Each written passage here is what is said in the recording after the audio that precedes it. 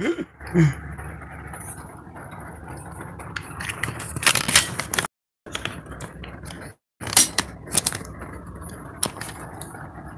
just gonna computers here.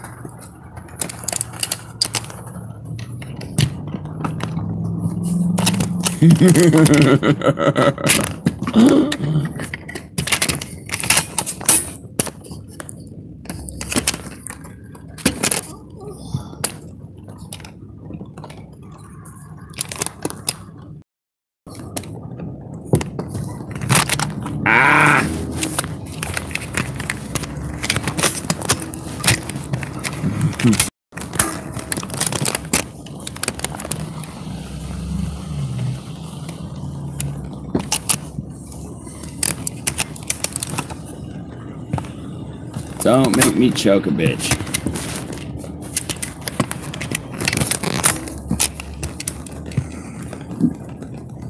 Dog whore. I don't say that shit. I call them little angels. I'm the only dating coach who has spent time working as a domestic violence attorney at Legal Aid. That's sinking.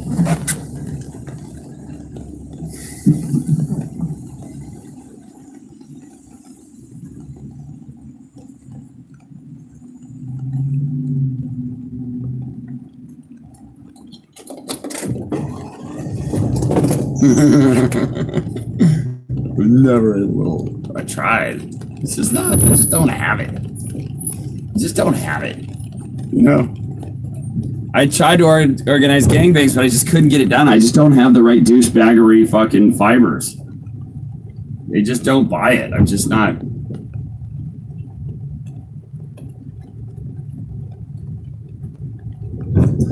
Teaching men how to gain confidence. Just sitting where you're sitting right now.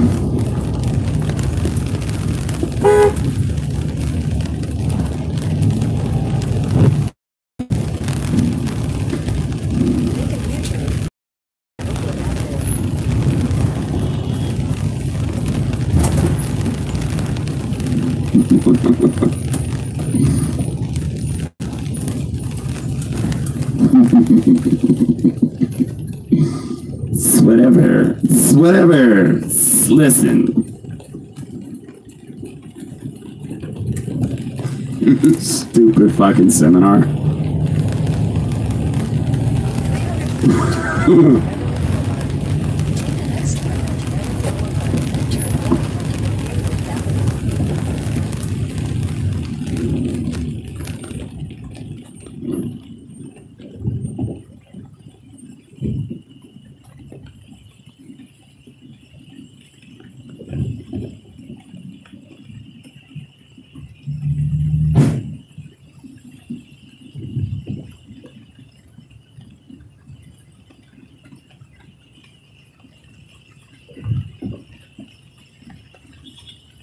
Listen, nigga.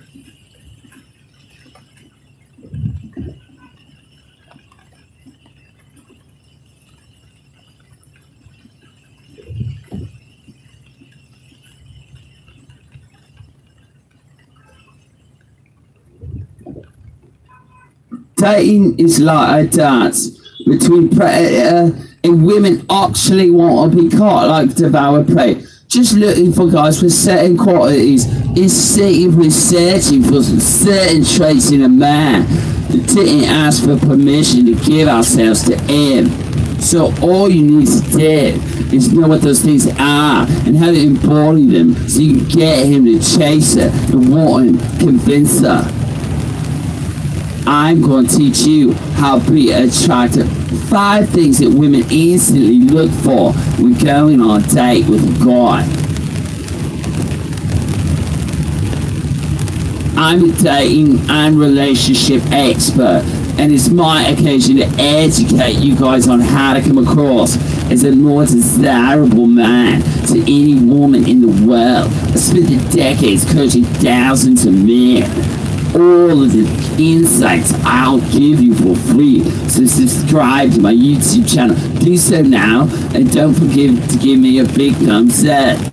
Let's talk first impressions on the first date. This is really important. You want to know exactly what it is that she is looking for. West 3rd Street, then make a U-turn.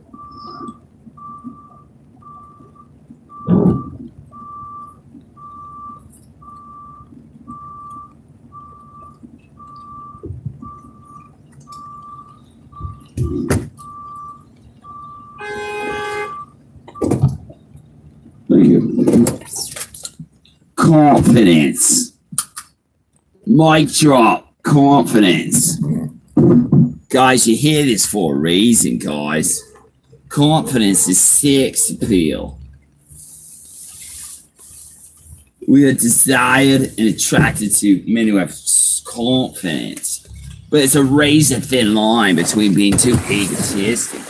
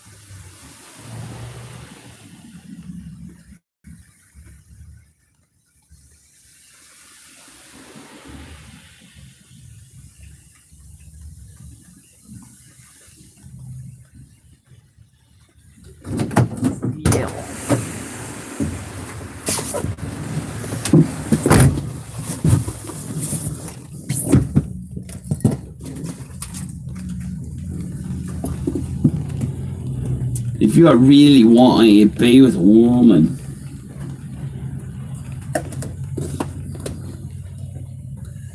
chivalry will never go out of style.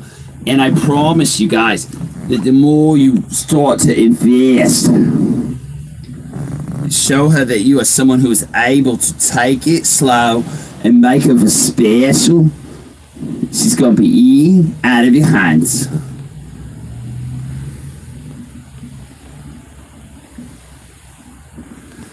Make us want to have a second date with you.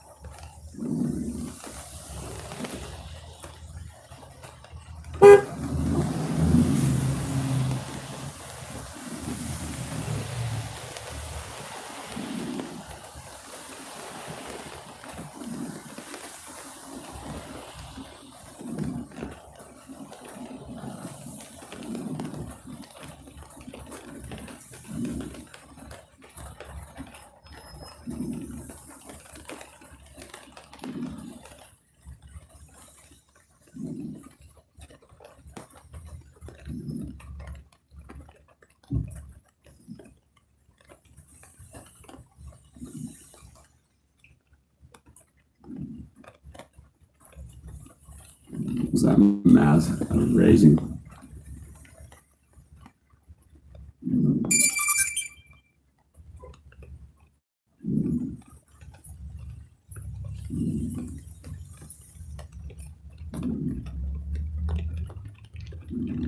Okay. Okay.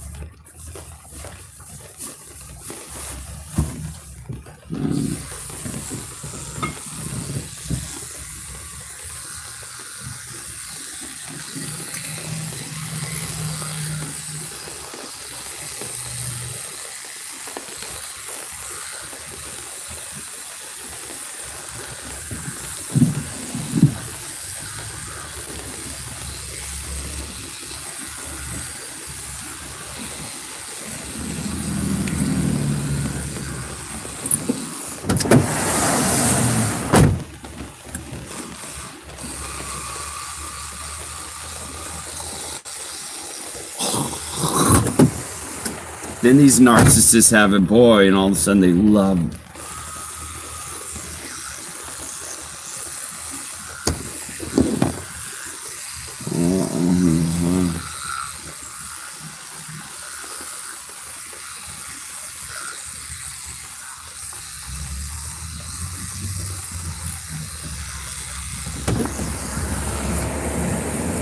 Horribly entitled white women.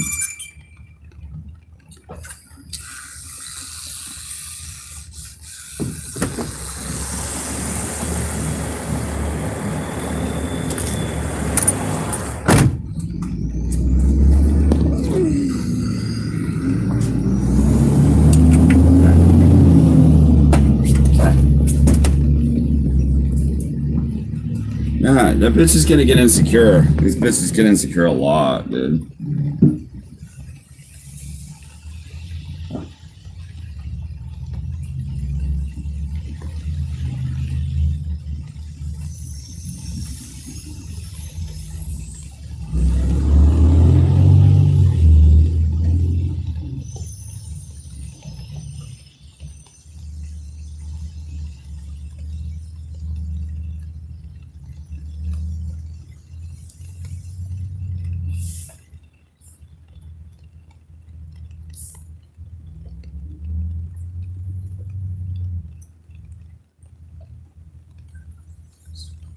Cunt.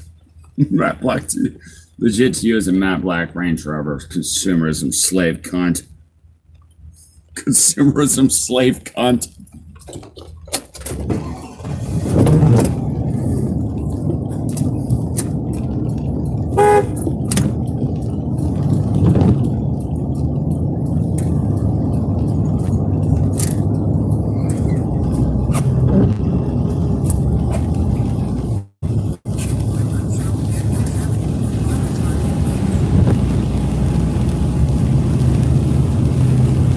You fucked 1,000 girls, but you have 3,000 subs. So apparently, it's 1/3 as hard to fuck a girl as it is to get a sub.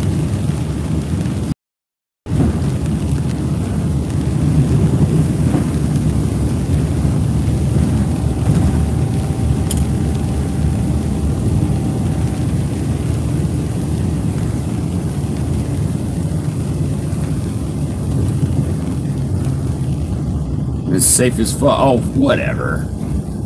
Safe as fuck. None of these bitches were fucking me.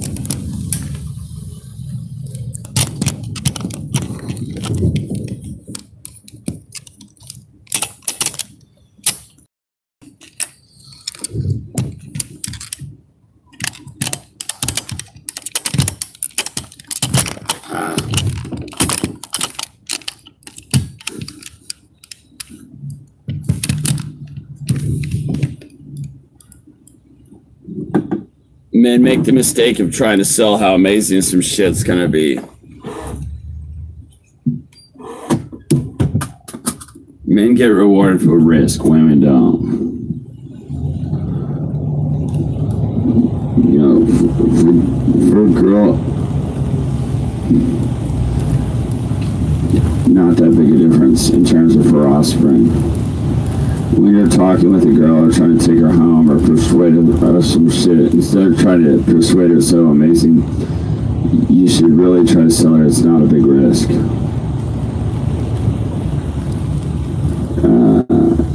You know. So you sell her on it's only a few minutes away. If you don't like it, you can leave. No big risk. Instead of being like, it's amazing, there's going to be a DJ there, it's going to be incredible.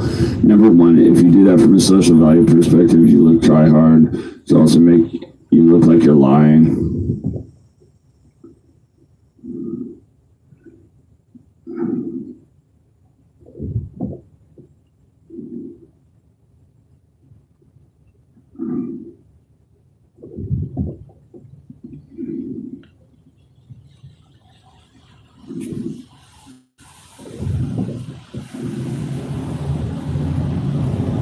You know, we know right away as guys that we're attractive.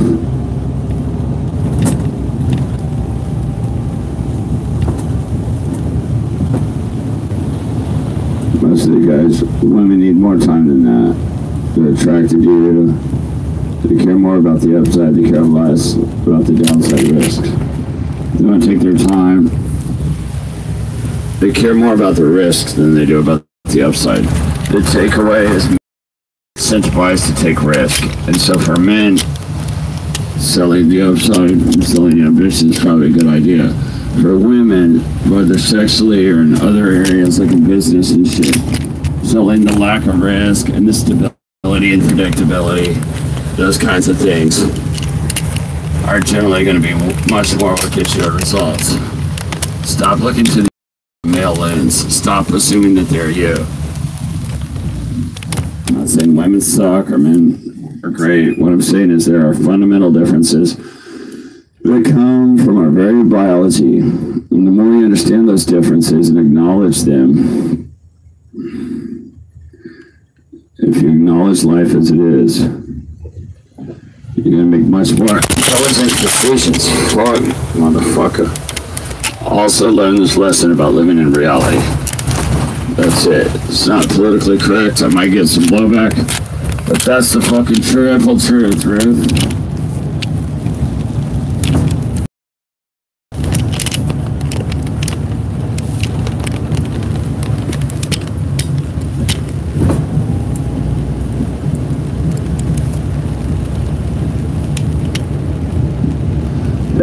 That's the way it fucking is, kid.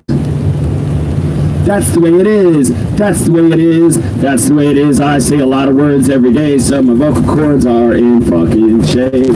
They're in fucking shape. They're in fucking shape. My vocal cords are in shape. My vocal cords are in shape. Could I say so many fucking words?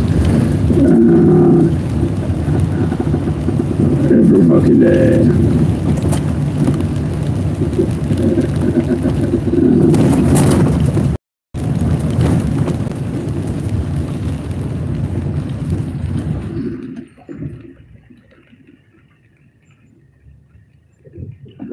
How to work leads.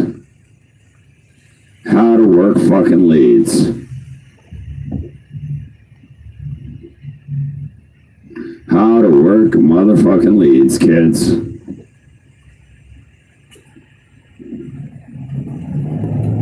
Working leads, kids. Working leads.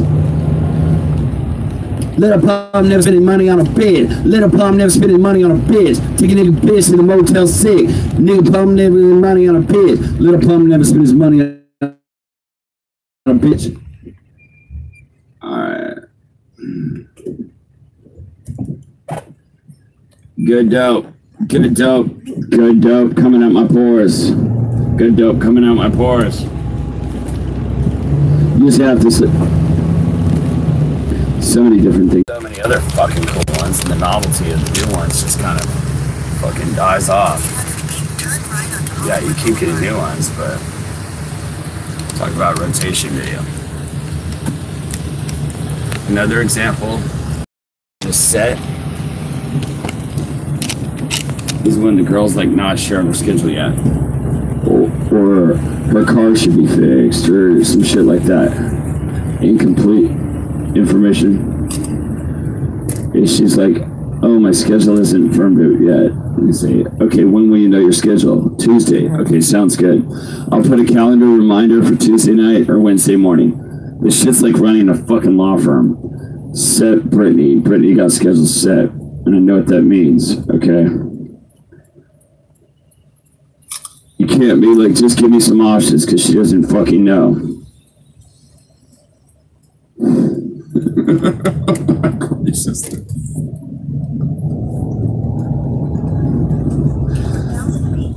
This is the kind of shit you're going to be dealing with. It's like a fucking little office assistant shit on a daily basis, dealing with all this shit. I've known some guys have outsourced this shit. Sometimes you have to reference personal things in your conversation. She'll ask you personal questions. If you want to add a little touch of flirtation, only you know your schedule and shit. You know. You're going to want to, like, champion this effort of setting up all these leads and seeing them to execution. You just have to do it yourself. If you don't want to have to deal with all this shit, Don't go out as much.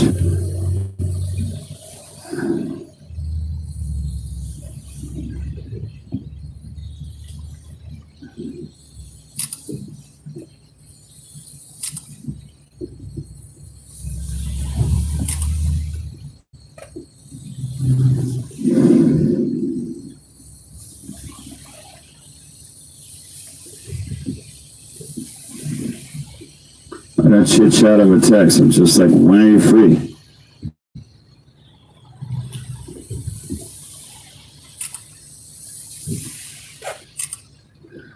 You know, I want to stress again and again and again. This video will be one of the most important I put on my channel.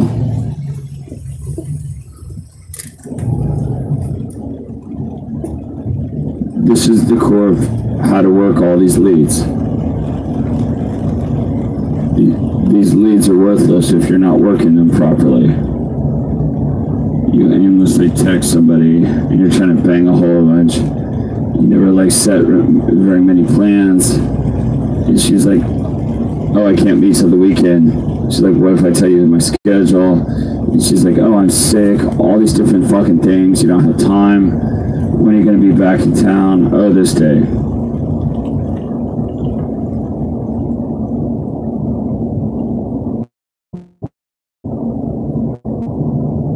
If a woman crosses the line with you, or even a man crosses the line with you, anyone in your life for that matter. That's some salty fucking shit, Andrea. You want to reschedule the date so you can go do something that's important to you? Fine. But make sure I'm busting a nut in you soon afterwards.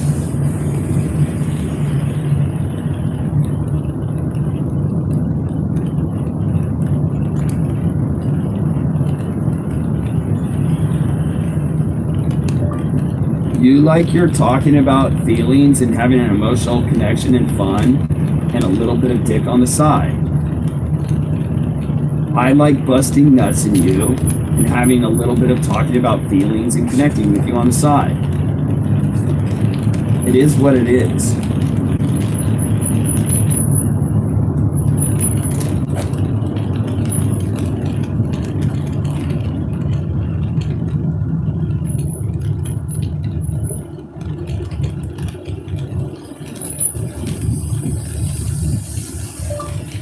Just remain cognizant of the fact that that fucking teeter-totter needs to fucking be evening out. And anytime it's all to one side, shit ain't gonna work.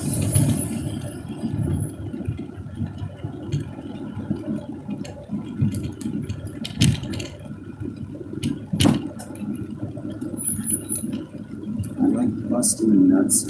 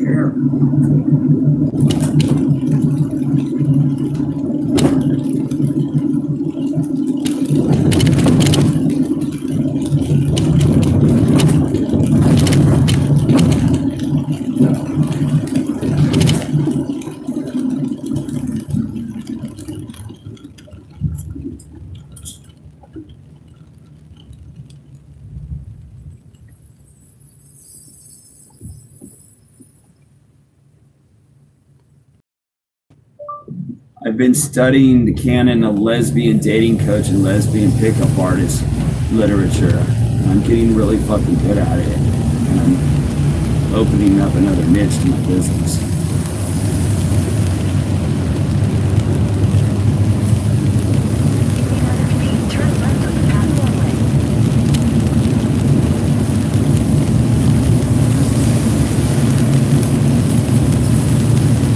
I like busting nuts and you like doing and talking about your feelings and having a little bit of dick on the side. I like fucking busting nuts in you and having a little bit of connection on the side. It is what it is, bro. You know? It is what it fucking is.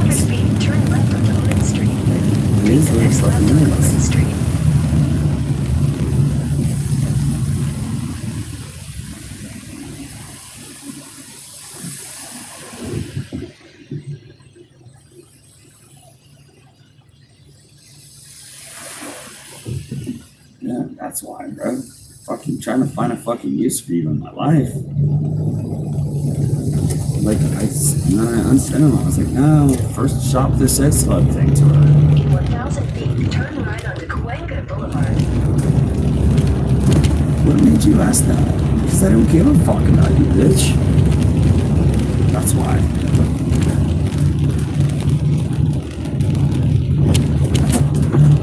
I fucking simply don't fucking care about you at all.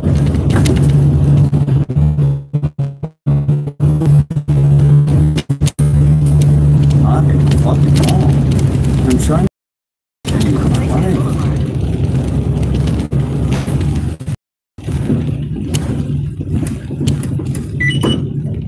Fuck random whores. In a quarter mile, turn left onto US 101. No, I'm tired of trying to sell comfort to bitches. I live in a fucking shell.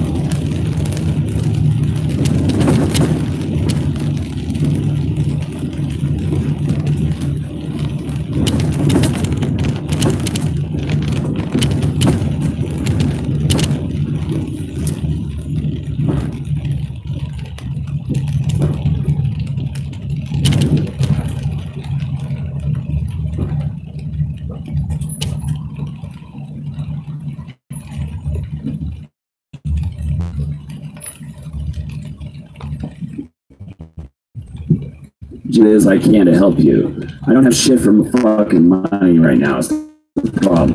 I live in this fucking shuttle bus thing, so I'm trying to crack this fucking code.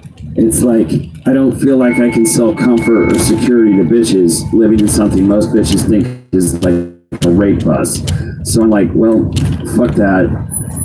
Just go in the opposite fucking direction. US 101 South Rim.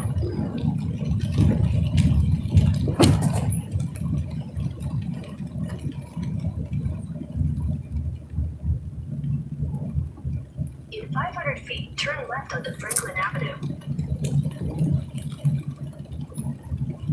I don't have shit for fucking money. Turn left onto Franklin Avenue. You know, like I can sit there and be like, try to explain the shuttle bus, be like, no, I have a mansion in Malibu. The shuttle bus is just my fun fucking thing that I do to party and ride around in, but none of these bitches seem to be buying that. So instead, it's just like, Continue for half a mile. yeah, I can't really figure out how to fucking sell this shit.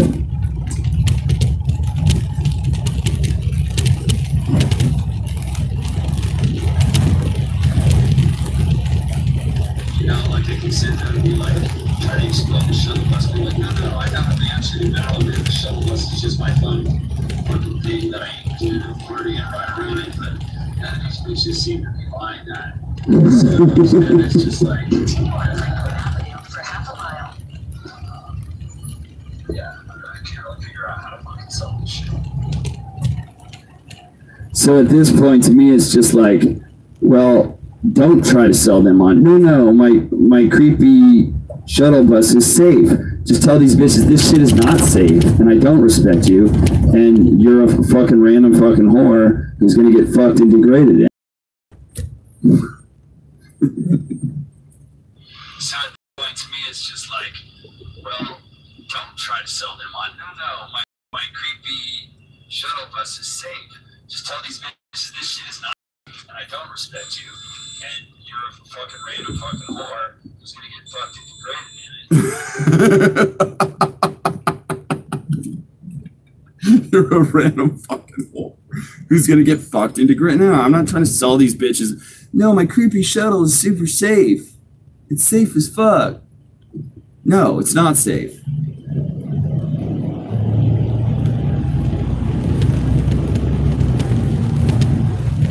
You know, like I can sit there and be like,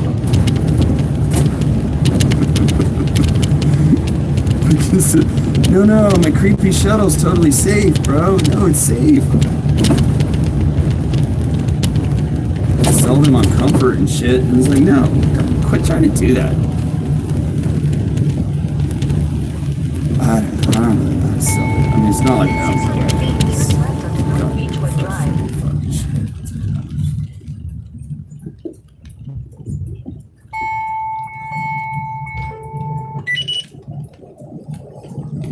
No, I don't have shit for money right now, bro. I don't have fucking shit for money.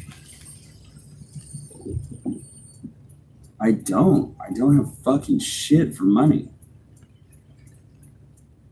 No.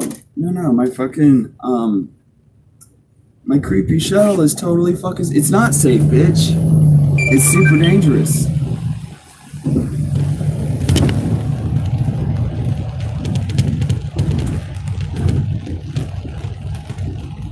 Take the next left onto North Beechwood Drive.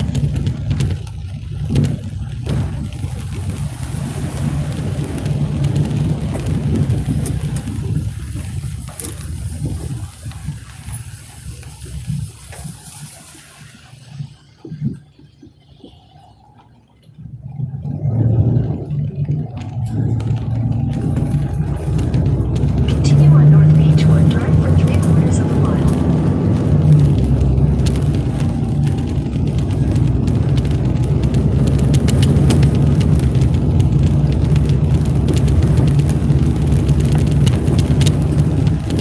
Keeps it real, man. Keep it real.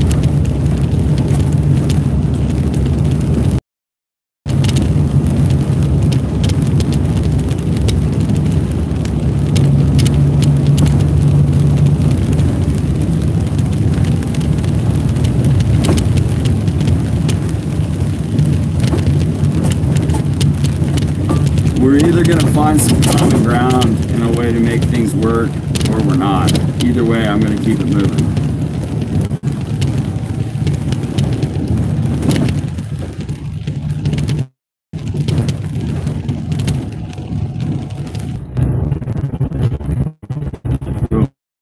But one thing I'm not.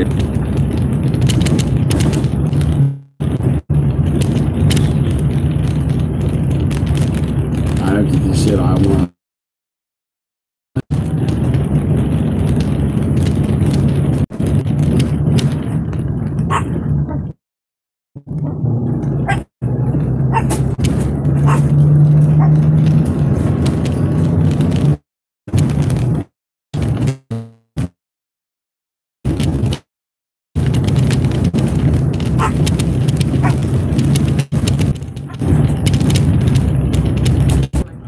Terrace, then your I mean, destination you will want be to on the find this. left. And even if it wasn't, well,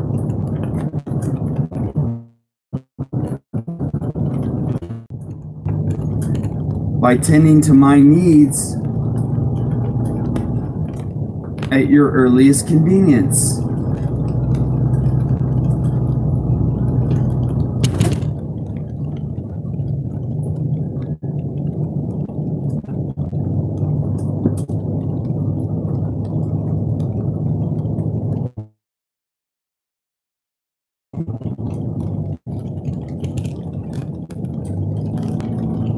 Tending.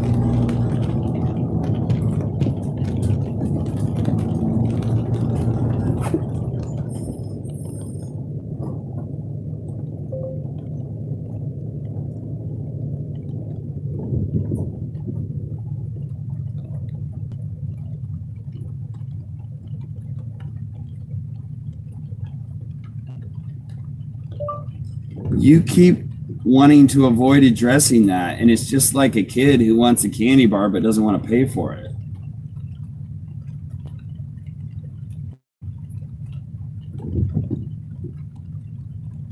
You want a candy bar but you don't want to pay for it. Like tend to my needs.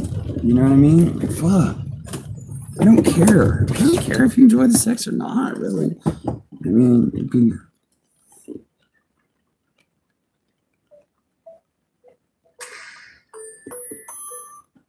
Hello? Hello? Hey man, I'm just looking at you on the map here. You went up the wrong side street. You gotta turn back. My address is actually on Beechwood. Okay, I'll be right there. Alright,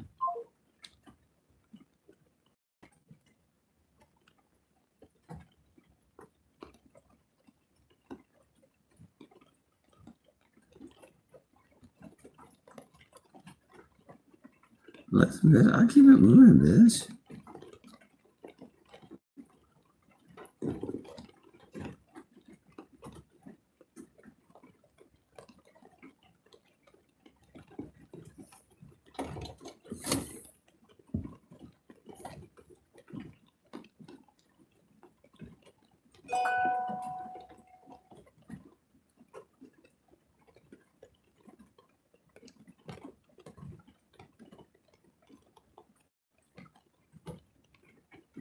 Like, tend to my fucking needs, bro. I did. I tried to. I tried to go on a fucking date. It was gonna spend time with you and all this shit. And you wanted to go fuck. Like, I don't think you get it, bro. No, bro. It's not. That had no fucking consequence. The only dude who that would be like, no problem, we'll just do it. It was a fucking loser, bro.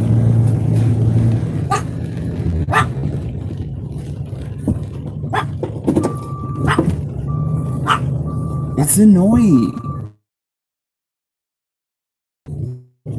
You get that? You fucking get that? Cost to that. I could have set a date with another, and then you flake on it. There's an opportunity cost to that to me. There's other attractive women I could have fucking scheduled that date for.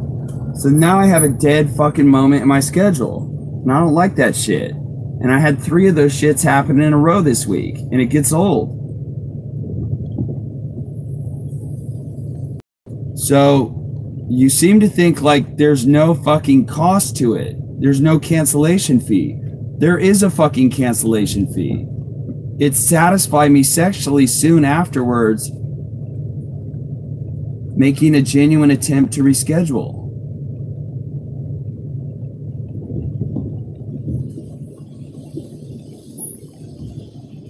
There is a fucking cancellation.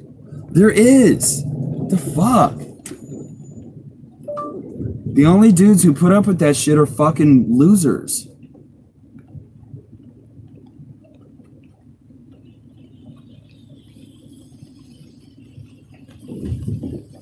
Are fucking...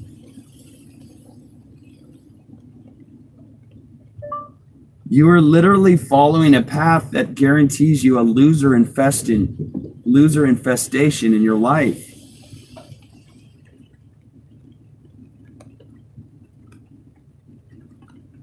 You've been so brainwashed with this lesbian shit and this blue pill fuckery that like the only men who can remain in your life are fucking losers. Do you get that?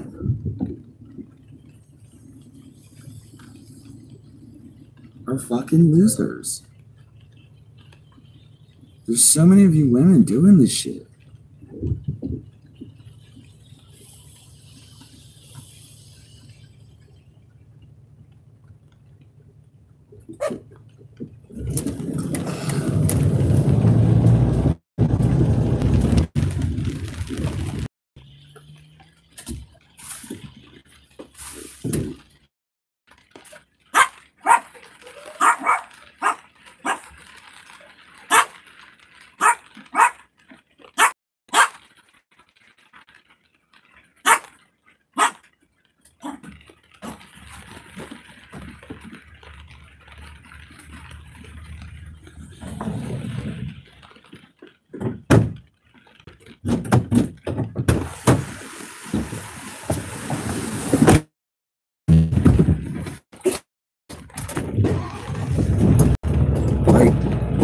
Like the good man. Yeah. You've been programmed to think, no, I'm getting the guys who talk like 17-year-olds out of my life.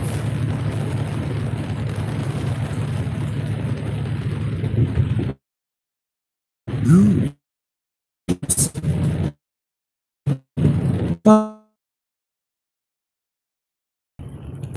So put it however you want it. Satisfy me sexually. Is that better? Is that a better way of putting it? Is that more fucking of a cast? You want me to talk about it in a more castrated manner? Like,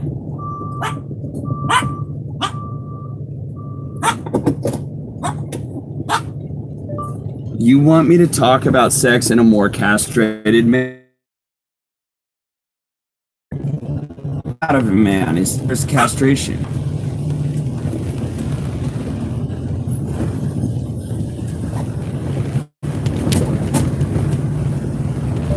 You've literally been brainwashed to demand castration from men. Well, guess what? That's gonna guarantee you have a bunch of fucking beta cuck eunuch loser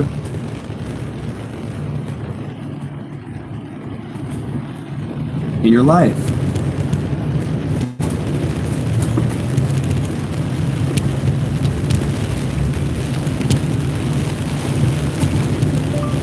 Men who just put up with not getting their needs met and get walked all over are fucking losers.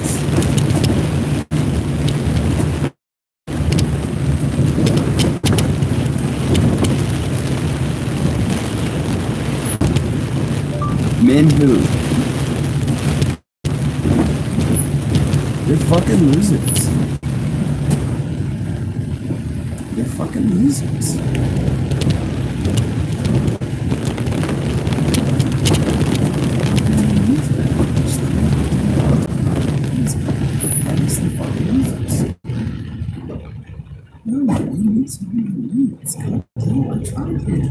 Tell me what your fucking needs are. Like, your needs literally seem to be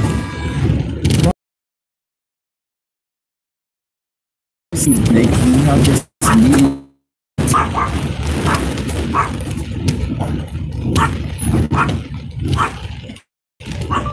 The problem seems to be that one of your core is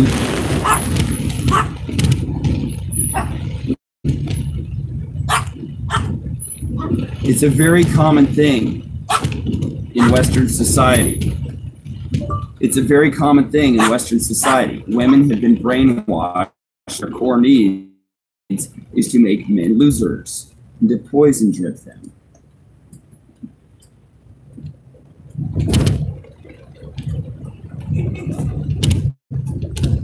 So it sets up this fucking no-win situation. Doing the Chelsea Handler Joy Behar routine.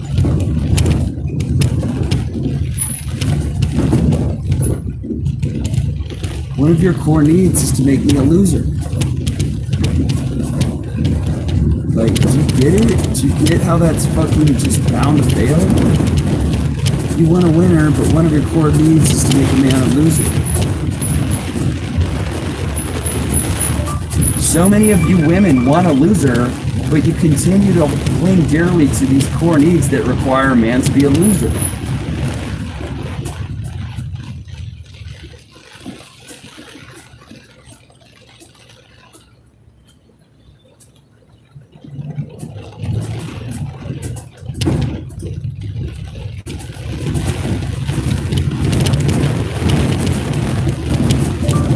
Your biology makes you crave a man who is a winner, but your social conditioning has you clinging to these core beliefs and needs that require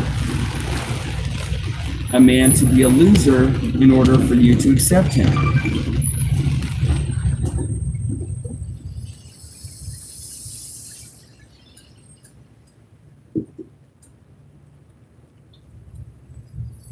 It's just like stupid as fuck. You know what I mean?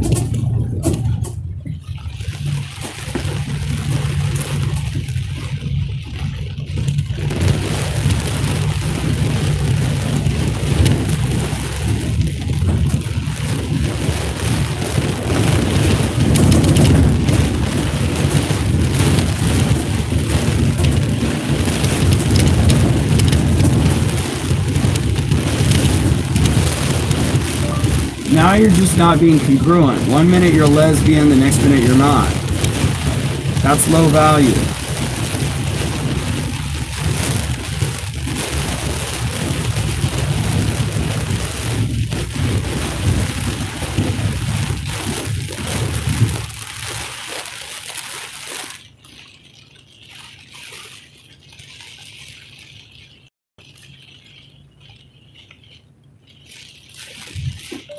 You do ask for help. You asked for me to listen to all your trauma and negativity and entertain you, etc., and to provide you non-sexual male attention. That is health. The second all of it goes away, you fucking need a hit of it like a crack addict. Yet you want to act like it's worthless. It's not.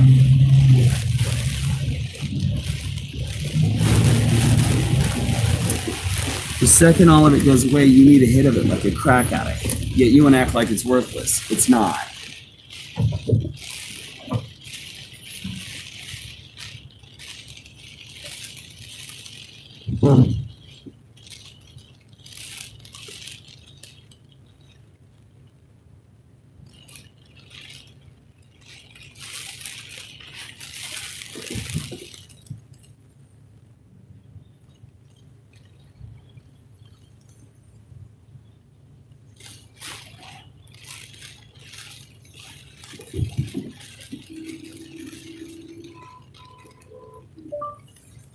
If you don't think I'm over it, sis, ask yourself, would I ask you to join a sex club at this point with you if I wasn't over it?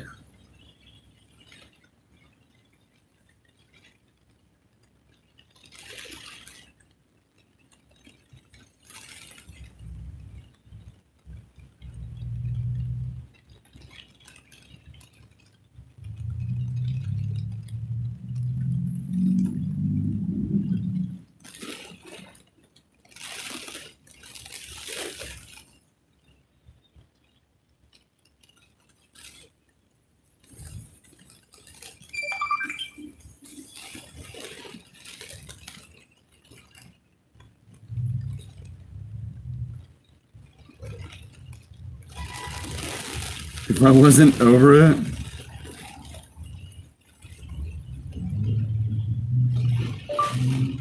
Oh, there's definitely not an endless battle coming. That's what you would want. You'd keep getting a bunch of non-sexual male attention, which you clearly crave. No, this is the shit or get off the pot speech. Shit or get off the pot speech. No, you clearly crave that. You want an endless amount of non-sexual male attention. No, this is the shit or get off the pot speech. Look, kids, shit or get off the pot. Okay? This is the shit or get off the pot speech. No, this is what's called a shit or get off the pot speech. I don't care, sis. I'm over it, sis. Fuck you. Another week goes by. We don't fuck. Fuck you, bitch. Get the fuck out of my life. Fuck.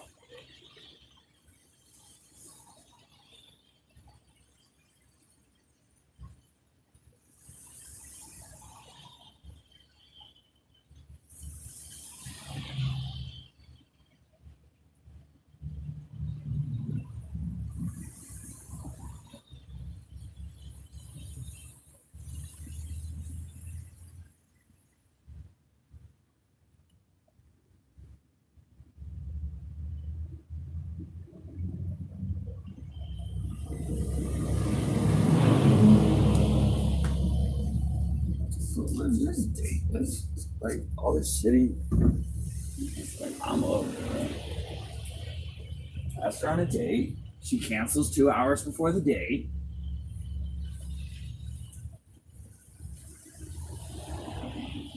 Look, shit or get off the pot.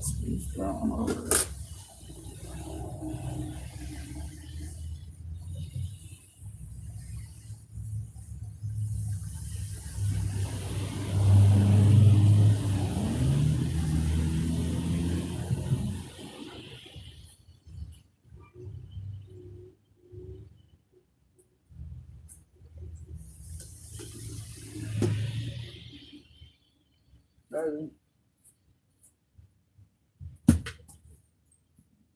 This is a sure get off the pot.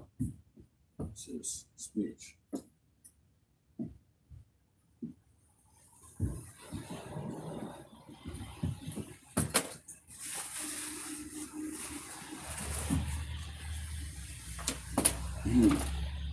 No, that's what you want. You want an endless amount of this going back and forth, drama, non-sexual male attention. You ain't gonna be getting that. This is a shit or get off the pot speech. You know what I mean?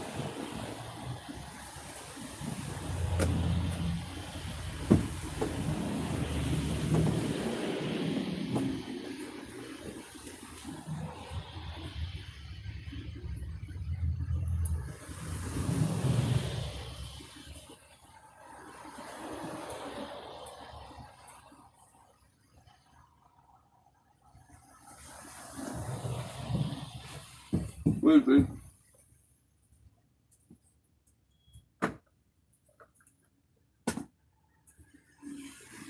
Squeezy. Yeah. Where's the watch?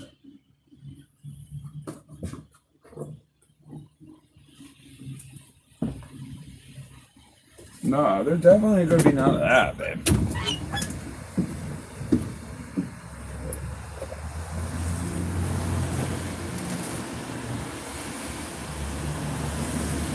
What you want is an endless supply of non-sexual male attention. No. What you want is an endless...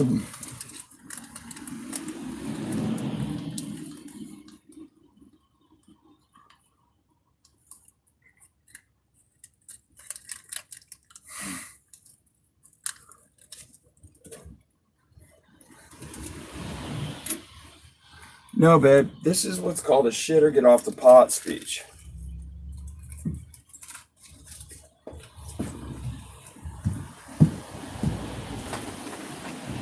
Man, this is brutal, bro. I'm done with all this fuckery, bro.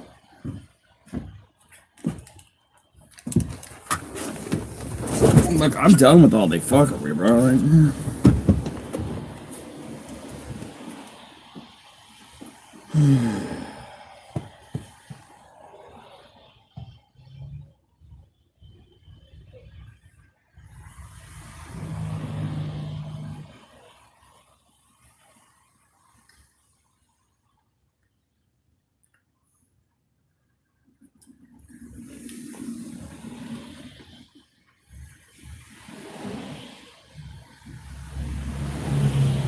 You're flaking.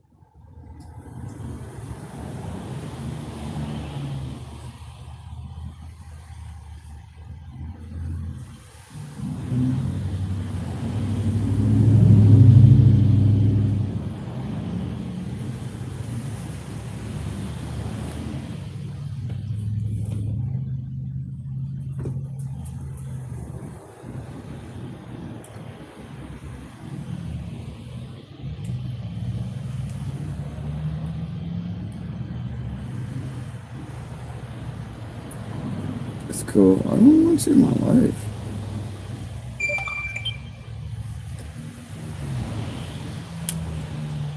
Sorry.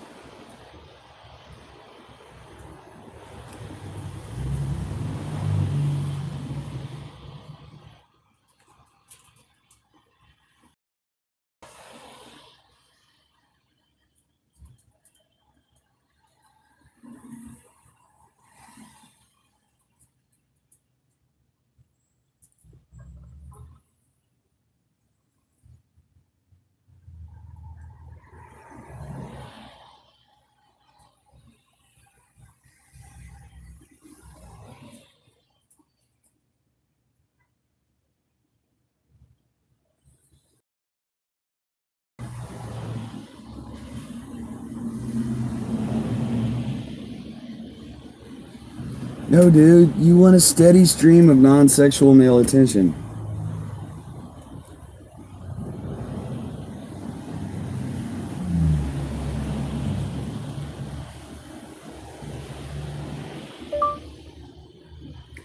I didn't fuck anything up from my end.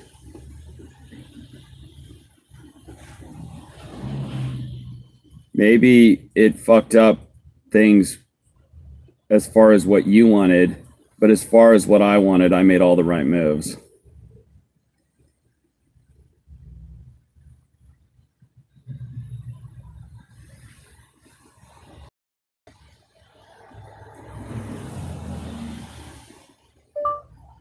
I weed out women who are time wasters and attention whores, and who are selfish and don't meet my needs. I don't have room in my life for them. So sell the idea that I fuck something up to somebody who buys it.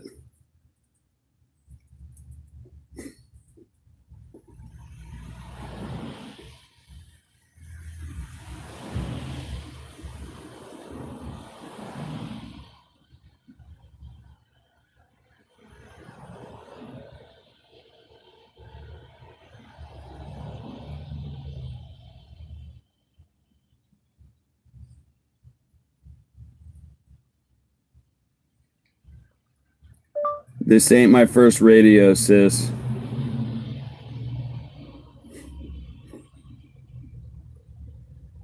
Rodeo, sis. I've heard all this brainwashing shit before. I've heard all these speeches about how I'm supposed to accept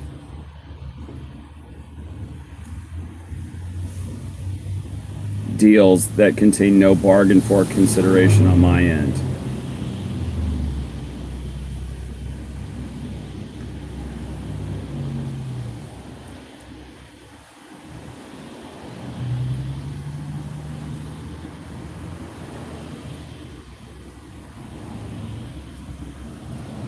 This ain't my first rodeo, sis.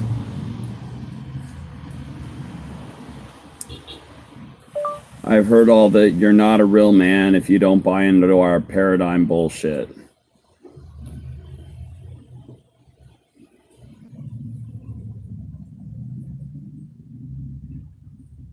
You don't buy into our paradigm, whatever.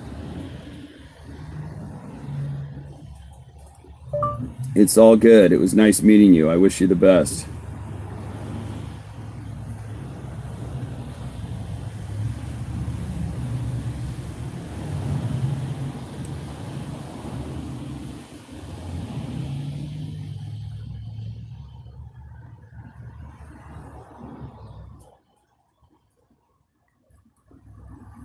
I didn't fuck up shit.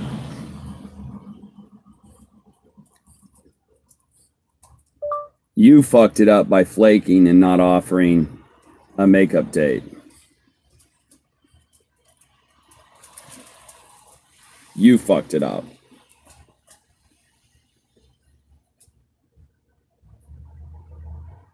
You fucked it up. See how that works? See how that works? You fucked it up.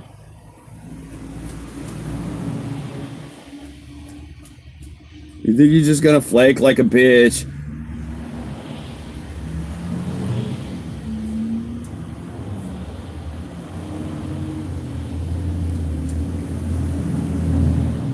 If you think you're just gonna flake like a selfish bitch, and then we're gonna just continue on with casual texting back and forth and the free flow of non-sexual male attention, nigga, you're so fucking wrong.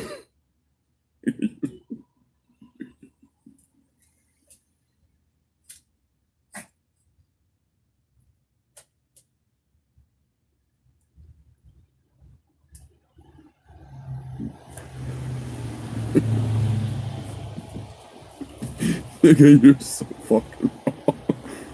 Nigga, you're so fucking wrong.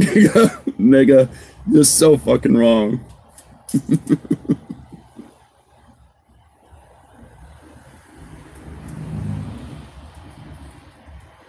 Nigga, you're so fucking wrong. Nigga, you're so fucking wrong.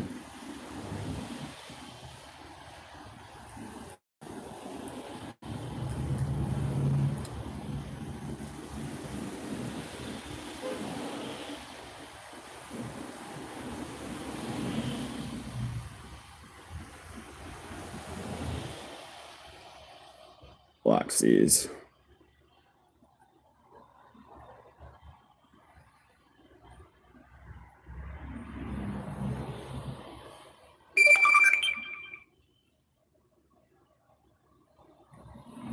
It's so sad when girls have to send a last text like that, trying to claim they're ending it when they're really not.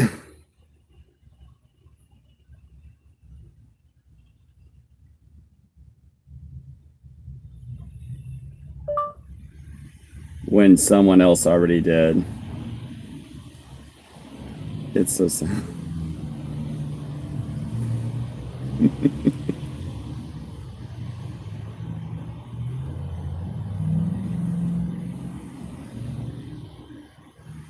I ended that bitch. Besides, there was always just that thing about you that just was never going to work. It just wasn't quite what I require.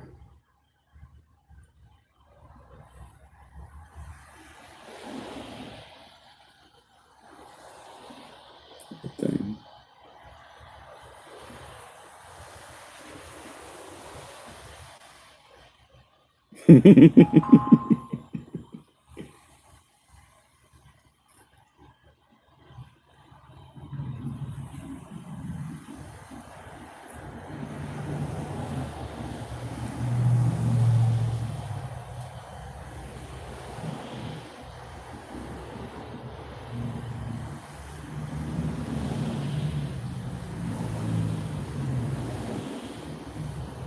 I don't care. No, bitch.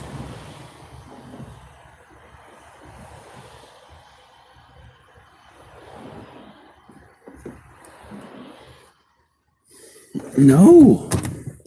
Fuck no. You know what I mean? Nigga, you're so wrong. Nigga, you're so wrong. When bitches start calling me dude, I start calling them nigga. I'm tired of chicks calling me bro and dude. So I start calling them nigga and sis and homie.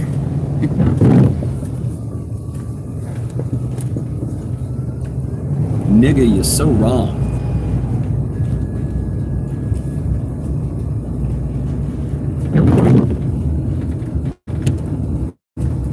Just flaked. She just flaked. Didn't offer no makeup date. She's gonna flake. Not offer no makeup date. Just gonna flake. No mention of a makeup date. It's just kind of. No, we'll just go back.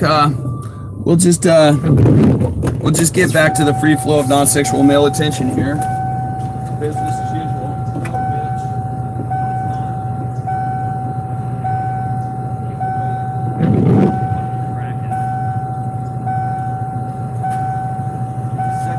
taken away, you need a hit of it. Fucking crackhead. Yeah. You want to sit here and act like it's fucking worthless.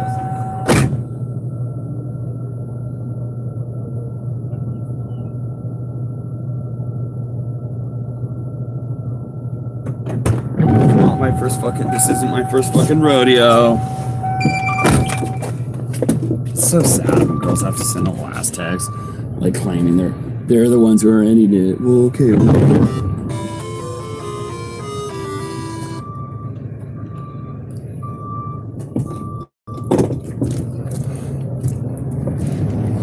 Me too. Hashtag me too. Pretentious bitches everywhere.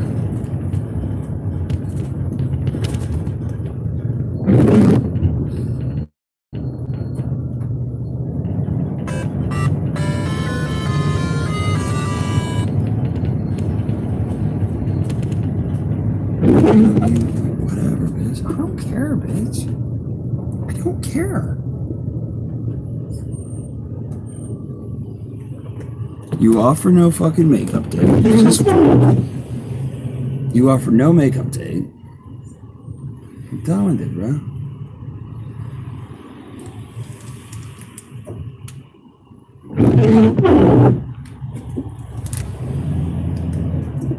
You don't meet my fucking needs.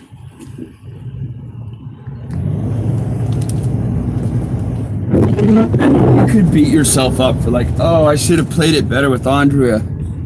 I could have fucking played it out. But like, yeah, you probably could have fucked her a number more times, but I'd be dead.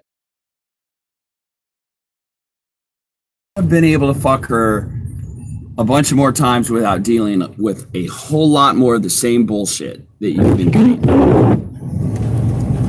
A whole lot more of the flaking, of the letting you know how unimportant you are, of the fucking trying to fucking read everything in some fucking fourth wave, feminist, lesbian, Me Too bullshit.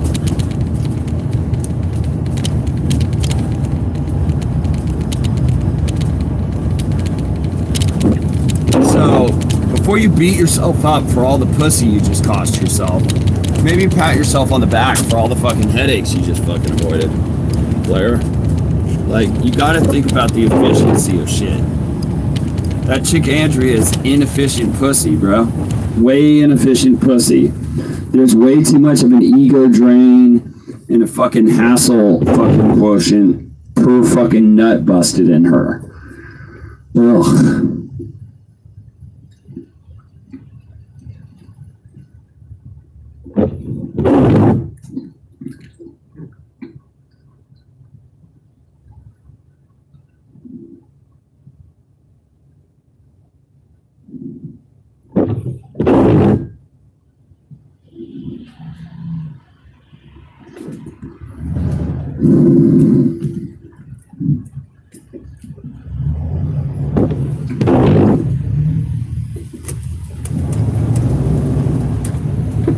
No, fucking A, dude. It's inefficient pussy, bro. Her super fucking inefficient pussy. I'm tired of all this inefficient pussy in my life. You know what I mean? Like, bitches, you need to burn cleaner fuel. Your pussy needs to burn cleaner fuel, bitch. Little angels. These little angels' pussies need to burn cleaner fuel. I need less carbon emissions from your pussy. I swear. Putting too many miles on my brain for a fucking gallon of pussy or some shit fucking analogy.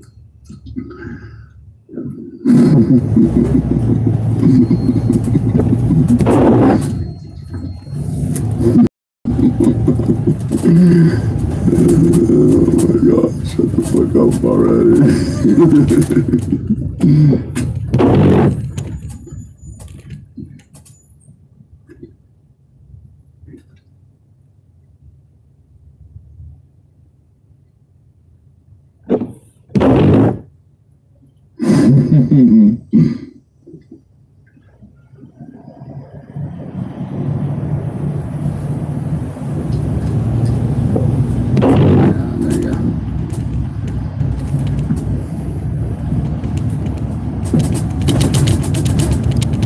More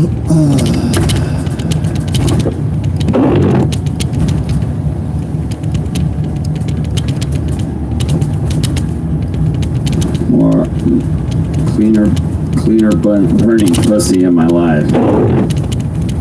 So enjoy having cleaner burning, more efficient pussy in my life.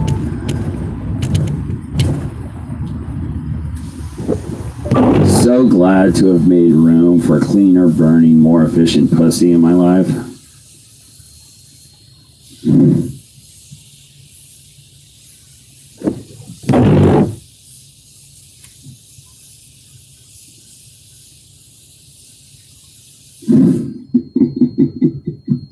Cleaner burning, more efficient pussy in my life.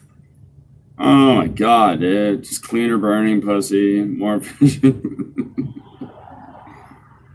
Oh my god, I'm so glad I made room.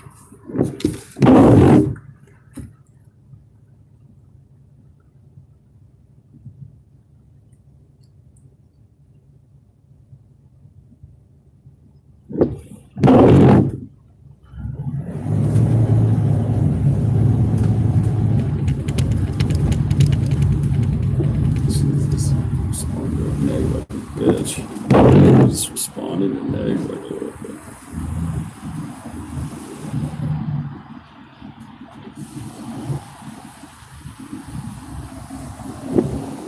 oh, I'm so glad I made room for cleaner burning, more efficient.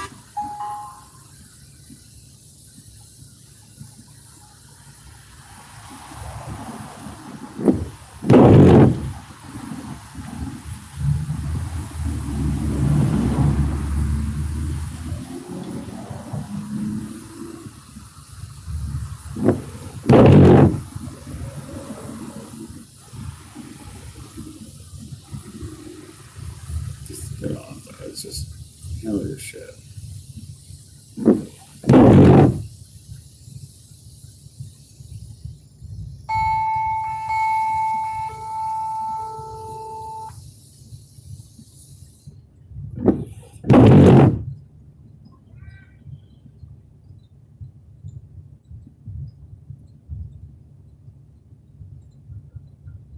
Chill and telling me what to do, bitch.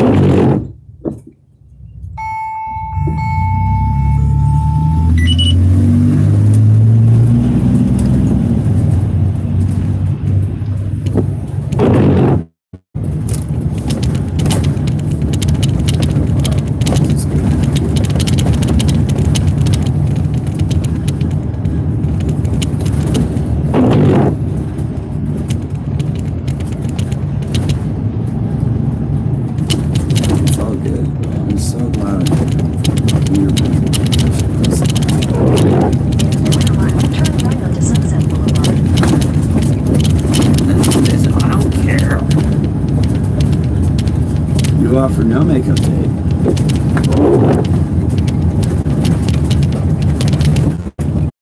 Great business plan. Great business plan. Yeah, except in order to be, I want a winner, but instead, I want a winner, but I'm going to make it so that the only men I'll accept in my life are losers. Like, the only dudes who are going to put up with that are fucking losers. If a dude puts up with that, he's a fucking loser. Period. All right, you want to go do, you want to reschedule? Is there something that's important to you that you want to go do? Fine, great. But you come up with a specific fucking thing to reschedule quickly.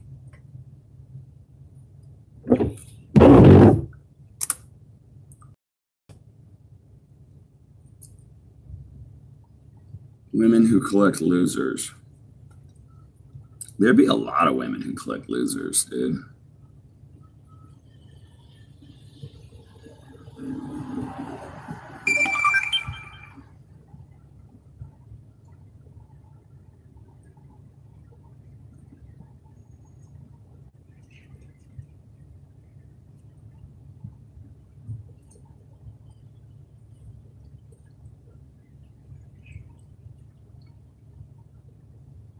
Cleaner burning, more efficient pussy. Cleaner burning, more efficient pussy. Andrea, stop texting me. God damn. 1 minute she's lesbian, the next minute she's not. Make up your fucking mind. Jesus.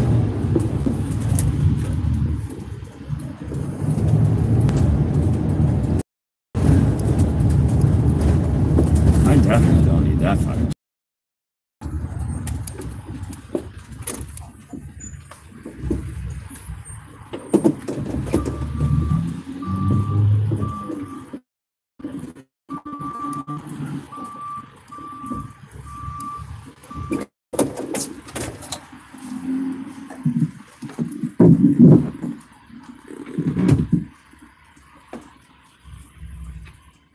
In half a mile, turn left onto North McCadden Place.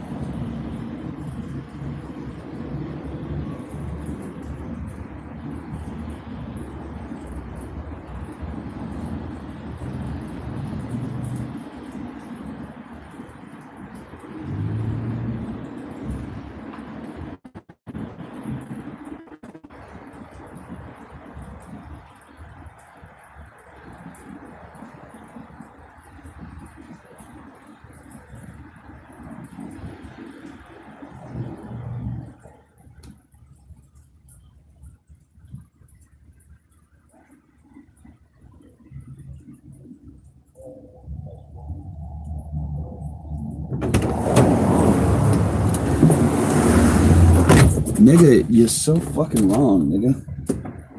Nigga, you're so wrong. Nigga, you're so wrong. Nigga, you're so wrong.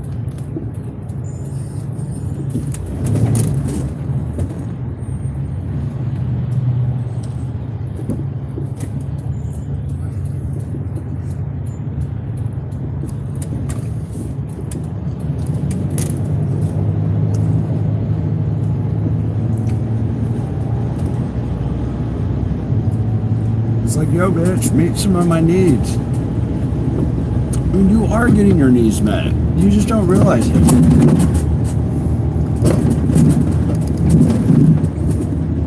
You absolutely are getting your needs met.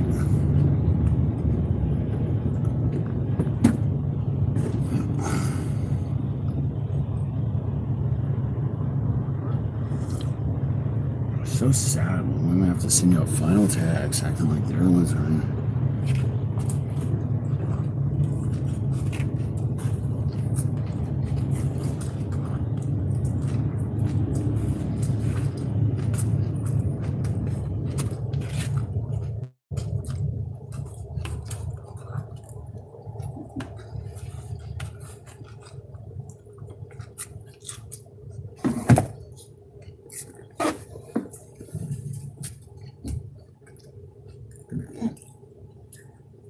Keep it on broke, bitch.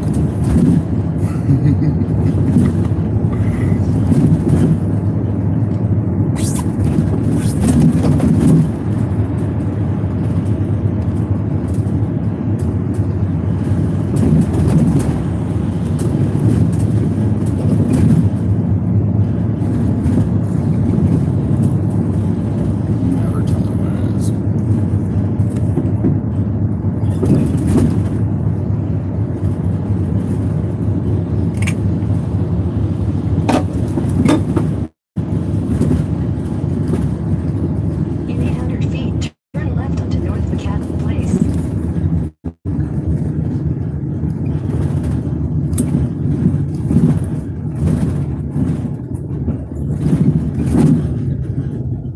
I don't give a fuck. I don't give a fuck. Take the Look at next this left guy. onto North McCadden Place, then your destination will be You on got, the you right. fucked 1,000 women, but you got 3,000 subs. Scratching my head.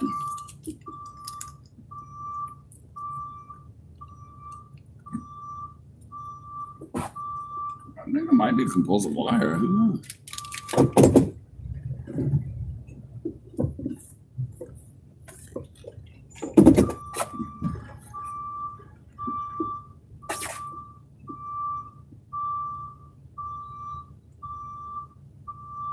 All these guys are fucking. They're great fucking con men.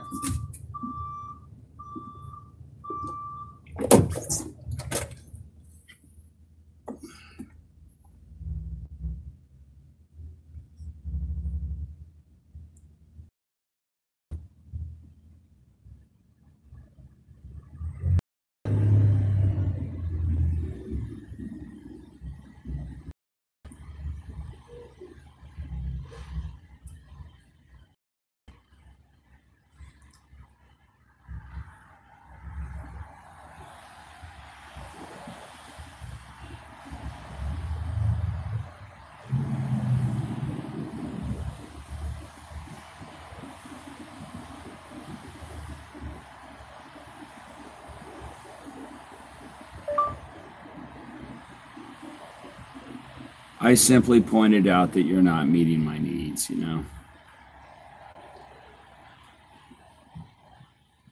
Period.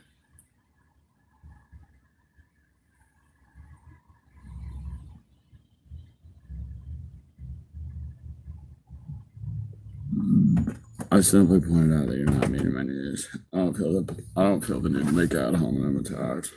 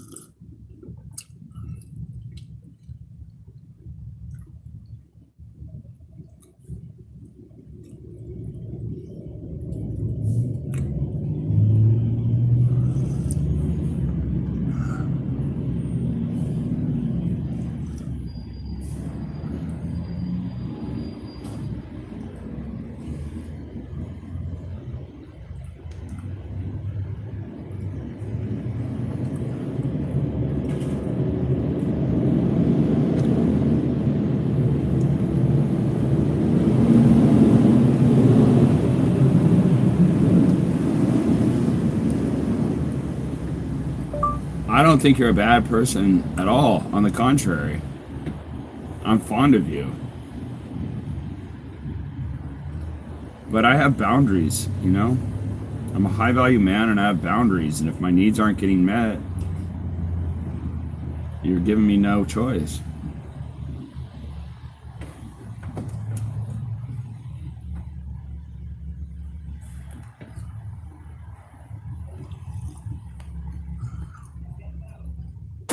I'm a high value man and I have boundaries.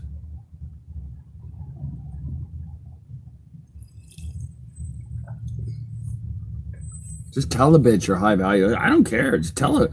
Well, high value man wouldn't tell bitches they high value. Whatever, fool. Whatever. Constantly tell her you're high value.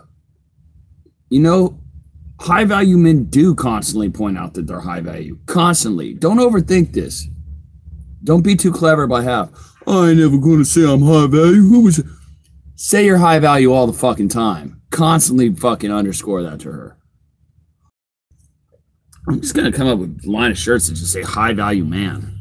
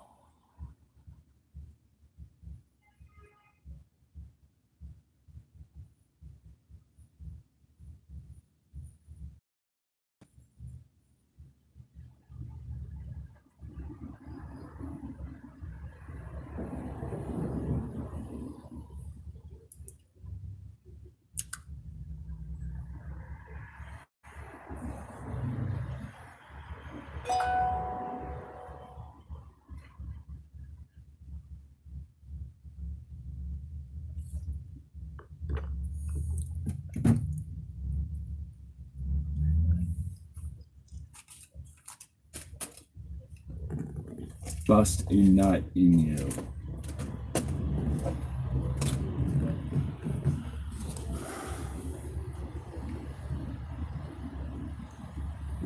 I didn't get to be 17 when I was 17, you know?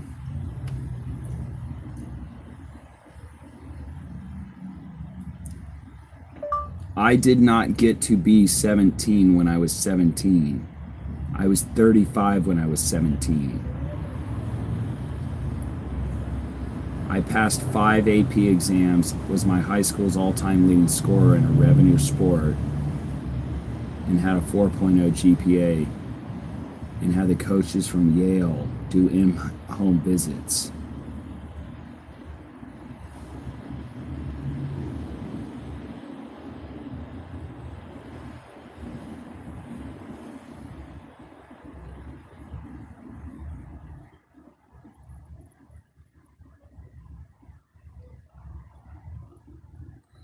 And I was on the news and in the paper on a daily basis.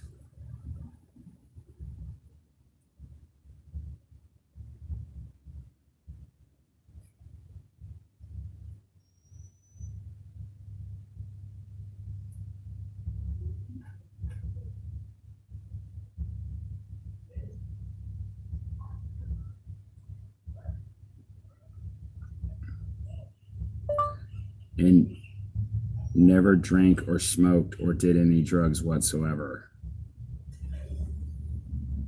He barely got laid.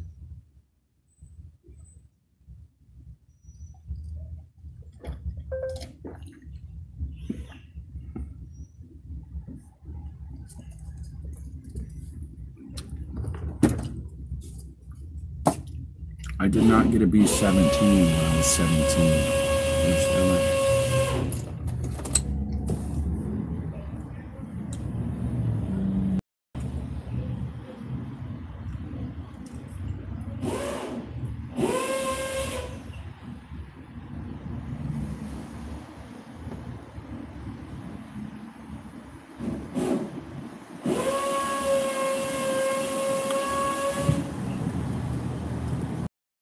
Head north on North Macadam Place toward Selma Avenue.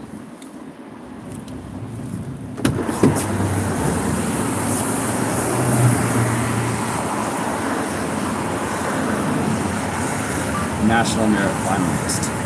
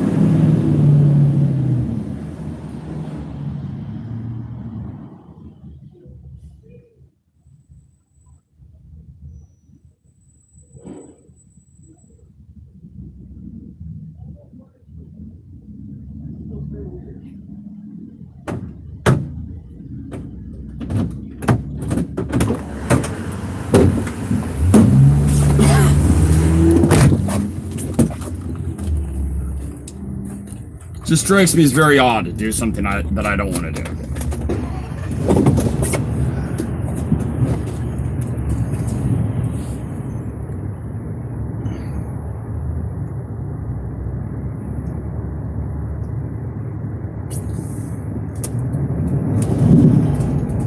Yeah, well, we out, babe. We out. She's gonna put you a notch on her validation bedpost, and she's gonna move on to the next one. Not validating.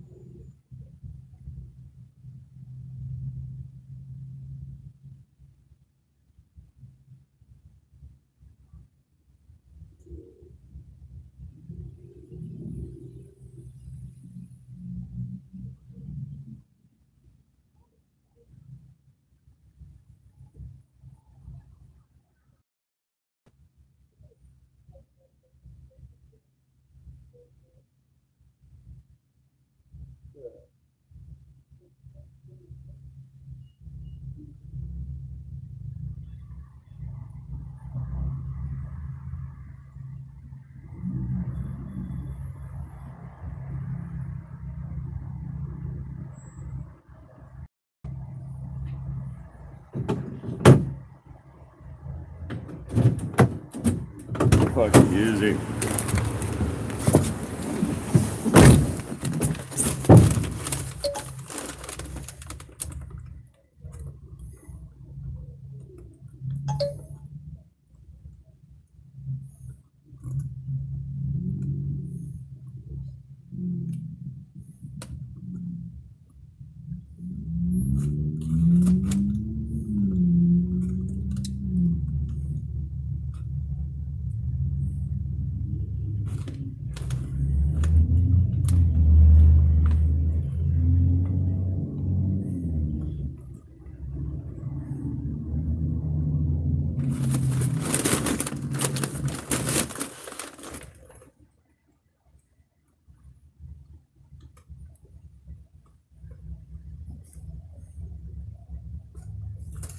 What the fuck? My man's fucked 1,000 girls and even he is fucking over it.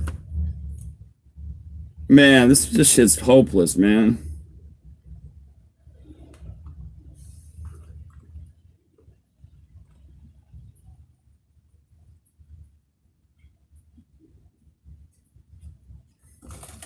The bed of heartstring tugging music is very reminiscent of RSD videos.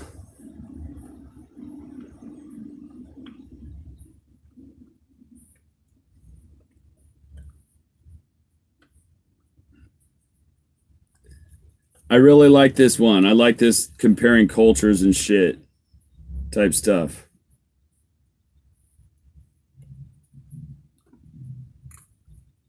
My man's fucked 1,000 girls and even he's over it, man.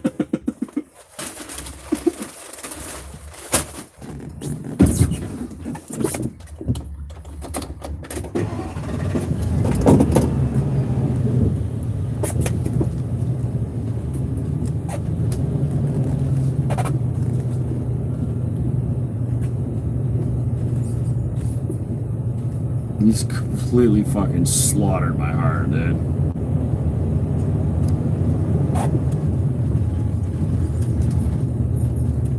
Bro, I had a Polish immigrant girlfriend in my mid-20s, and it was fucking glorious until she just fucking went to Burning Man and came back and married the dude she met at Burning Man. Just fucking slaughtered my heart.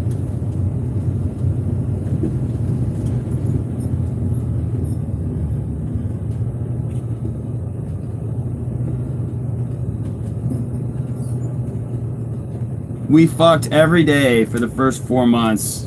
We knew each other pretty much. And then all of a sudden, I don't even get a fucking phone call to let me know it's over.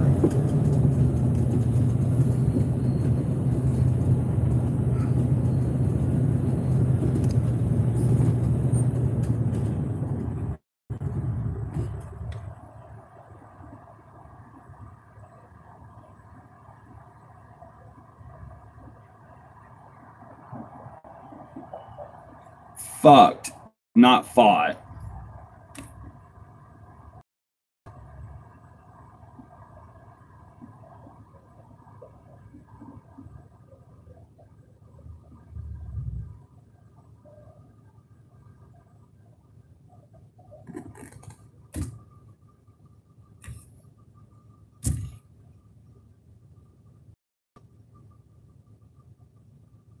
Unbelievable, bro. Unbelievable.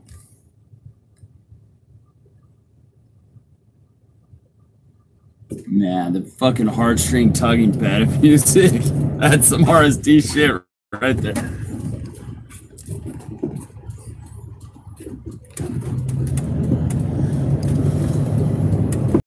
Over the Western chicks.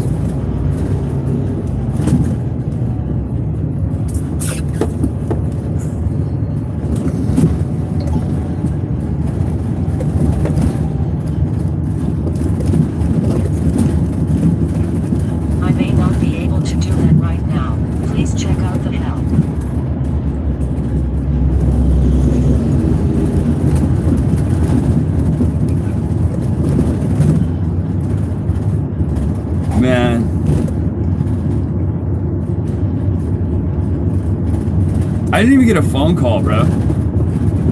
Not even a fucking phone call, bro.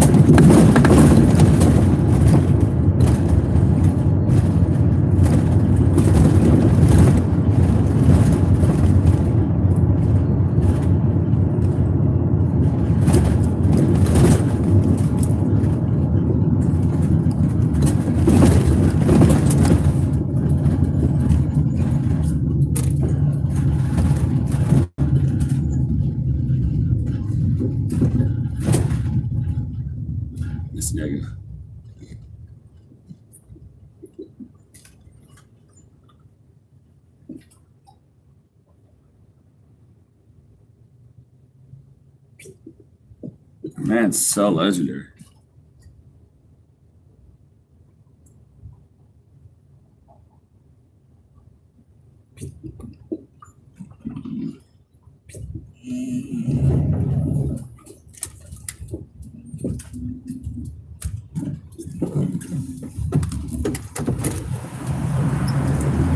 Google me.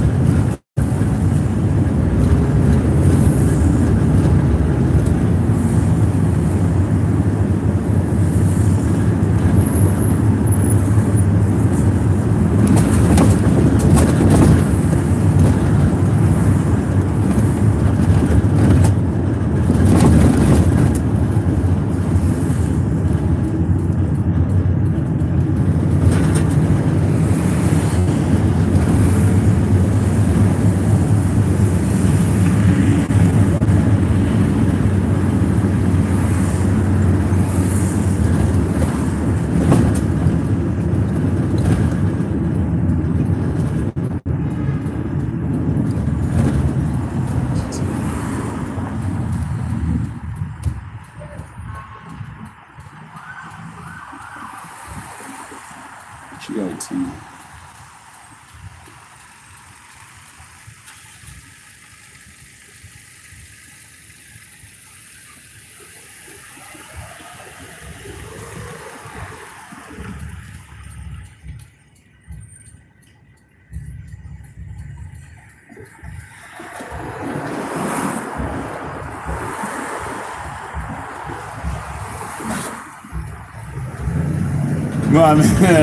My man, I'm calling bullshit on those blue eyes, bro. My man's eyes are crazy blue, bro.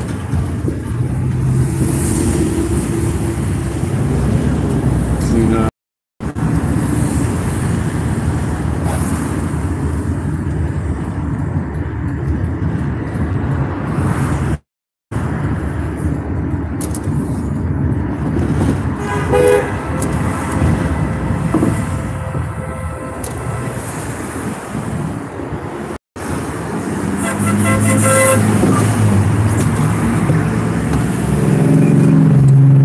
Shit, man. Shit.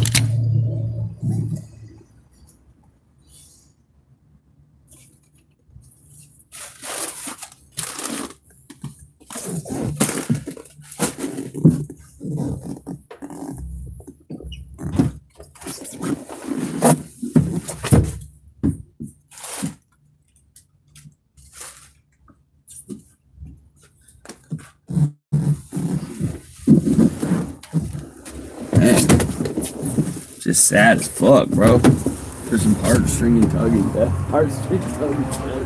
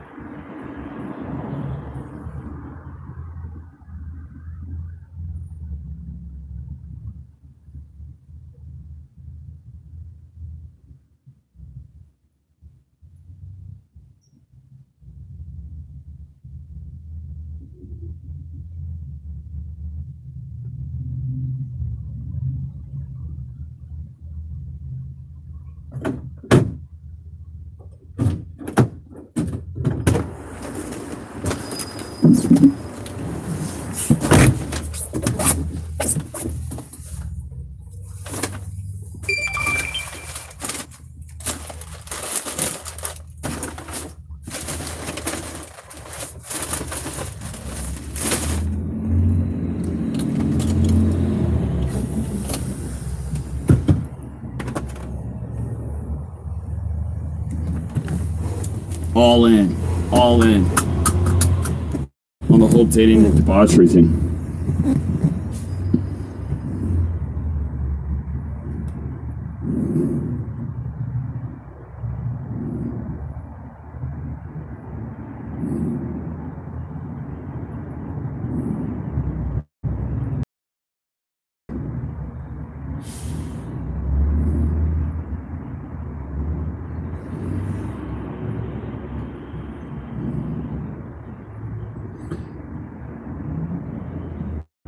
J-Mo.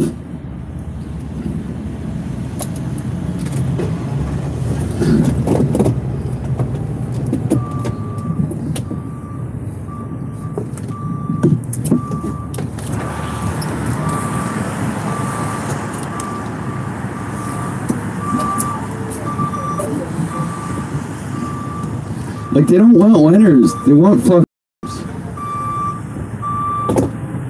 But then they don't want... Jamal was the most nerdy dude in his high school class. He started off...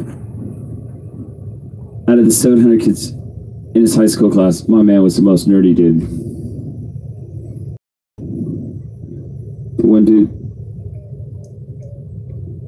ended up doing a PhD in quantum physics, New York City, high-profile attorney. Jamal went and did nuclear fucking missile shit for the fucking U.S. government.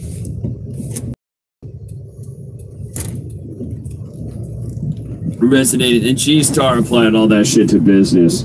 Analytical, critical thinking, problem solving, that shit. You know?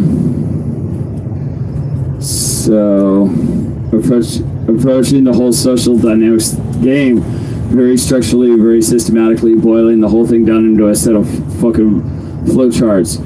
Guys hear that shit on the surface, they think it's turning into a robotic process. Well, you're exactly fucking right. It is objectifying and dehumanizing them. Who cares? You still have very real connections with these girls. They work their feminine magic on you, and you still catch fucking feelings like a little bitch. Now, when we say social dynamics or pickup, it's not about harming women. It's about getting what you fucking want out of life. Empowering yourself. Self-empowerment. There's sex and all these different things. There's charts and there's actual analytics, just like anything else. If you want to be a great basketball player, you gotta fucking know what you're doing, dude.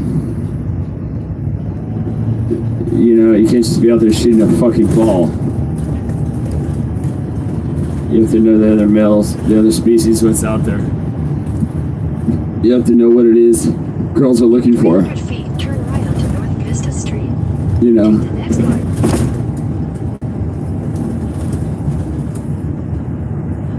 Focusing only on business and trying to make money.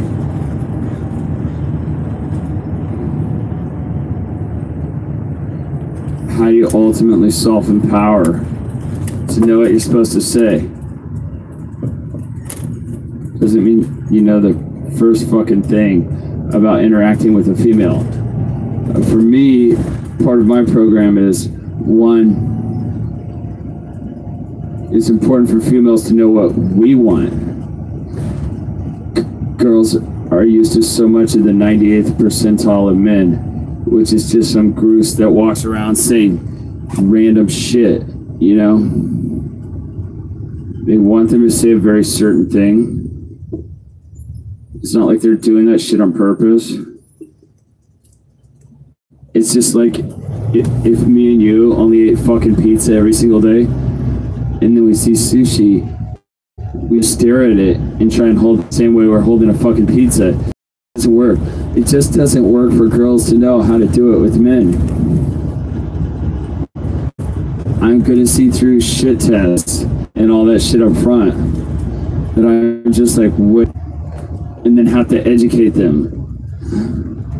A lot of them, I'll point to my Instagram and say, watch this video. And it will stop me from repetitively doing the same work over and over. And to that point, a lot of these dudes, they're just following the societal or cultural narrative that's and shit. And they think it's a cycle of Hollywood fairy tale happening shit, and they don't really know shit. And a lot of the truths about how shit operates in the dating world and how to get high quality chicks, all of that is pretty underground shit. Like I said, 98% of guys, beta males, kind of clueless, kind of fucking it all up. And this little top 1 or 2%, they just have a big monopoly on the hot chicks. And the hot chicks don't want to fuck those clueless beta guys. They want to fuck the alpha ballers. I was asking a girl, we're talking about drivers. Say, what would you rather do? It helps in the deep psychology of what girls are really looking for in men. I have a poll. you know, put up a poll, and it said, ladies.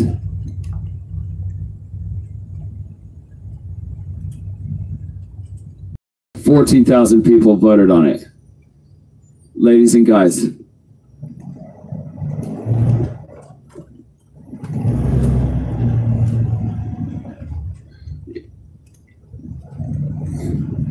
In 600 feet, turn left. 2 or 3 grand a week, but to the girl, she's so obsessed with that. It's just such a low thing to them. And I'd ask, why do you think that was them saying that they felt that, okay, to sign up for Uber?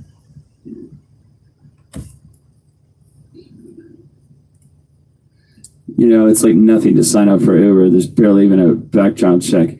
If you're out working at a Wendy's, he's trying. He's an artist. He's trying.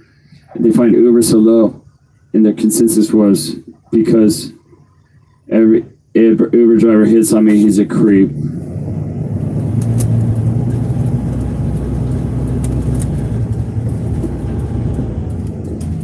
It's laziness. Because it's in a service position. In 600 feet, turn right onto North Carson Avenue. Your pussy would dry up and die. Being a bellhop would make a pussy dry up and die because it's a service position. It's just the lowest shit ever. A bellhop is doing all this shit for the hotel and they do it as low value, but they see a promoter is doing all this shit for the club, but the promoters get laid like crazy.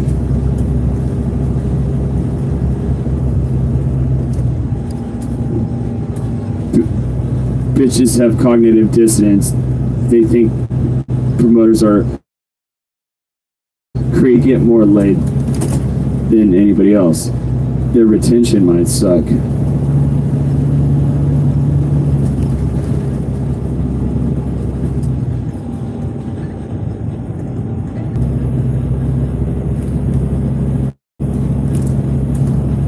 Talking about 7.5 up.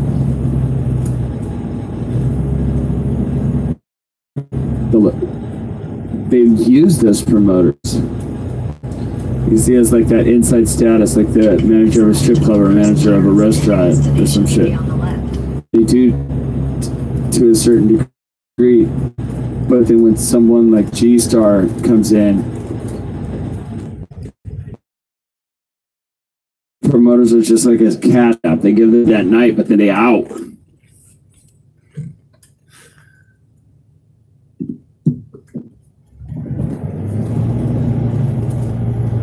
Shit's so competitive that even with the game and everything,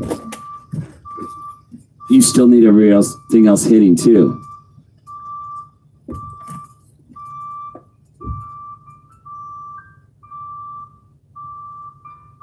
My opinion is urban culture. Hello? Yeah, hi. Who is this? Okay, what street do you live on? All right. Is this Postmates or is this the customer? It's the customer, okay? It's not, you're not Postmates. All right. What street do you live on? So when you come up the hill, it's gonna be What street do you live on? What street do you live on? All right. Do you have a not a through street thing right at the entrance to the? Is there a not a sign at the beginning of this little hill?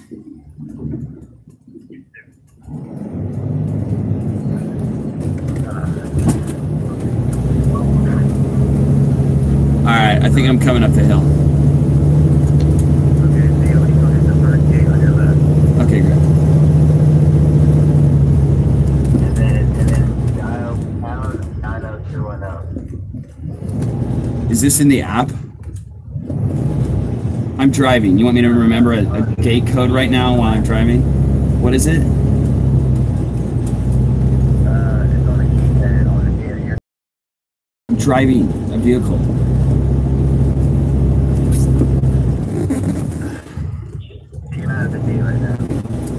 What's the code? Alex 90210. Okay, great.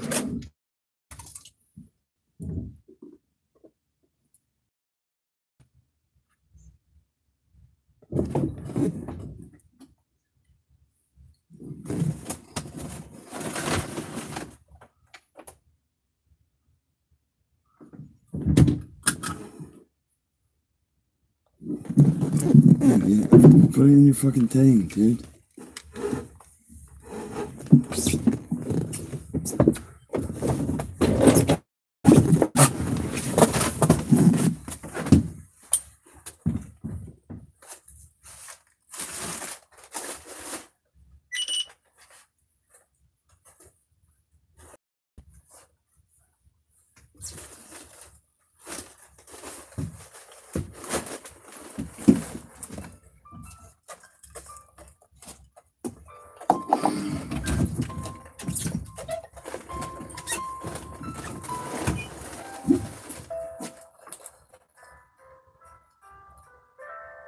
Hello?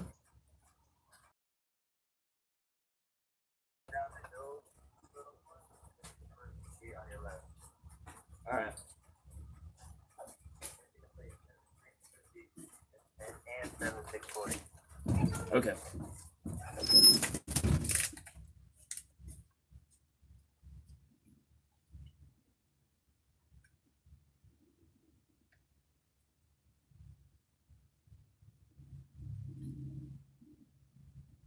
Yeah, I went down the hill. I'm trying to talk to you on the phone while I'm driving. You know what I mean?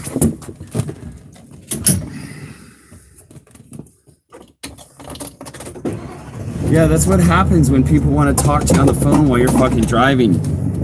Douchebags. Oh, I wanted to micromanage how you fucking pulled up to my fucking house while you were driving. Oh, but you missed the turn.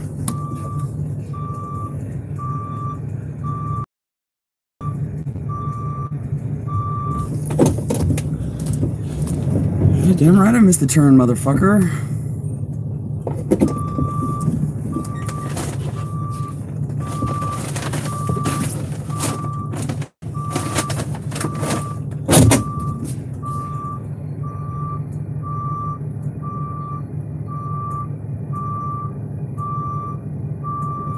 I don't care. This isn't working. It's not working, bro. Don't give a fuck about my family.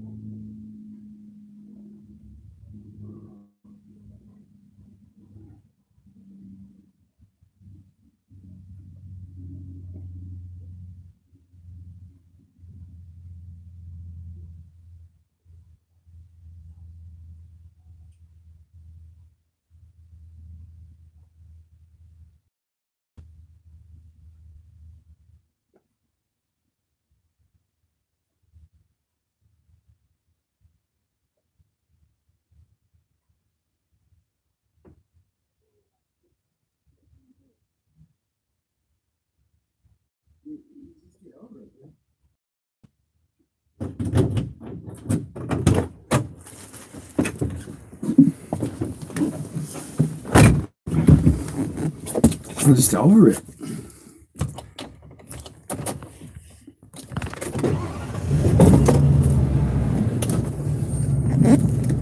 Yeah.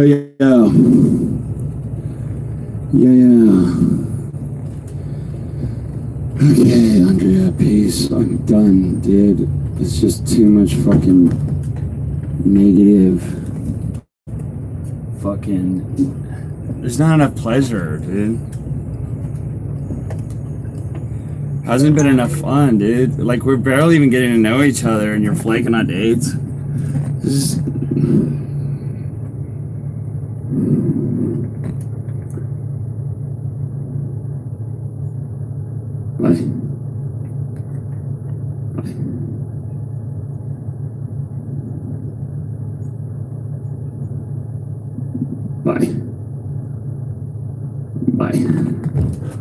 Bye.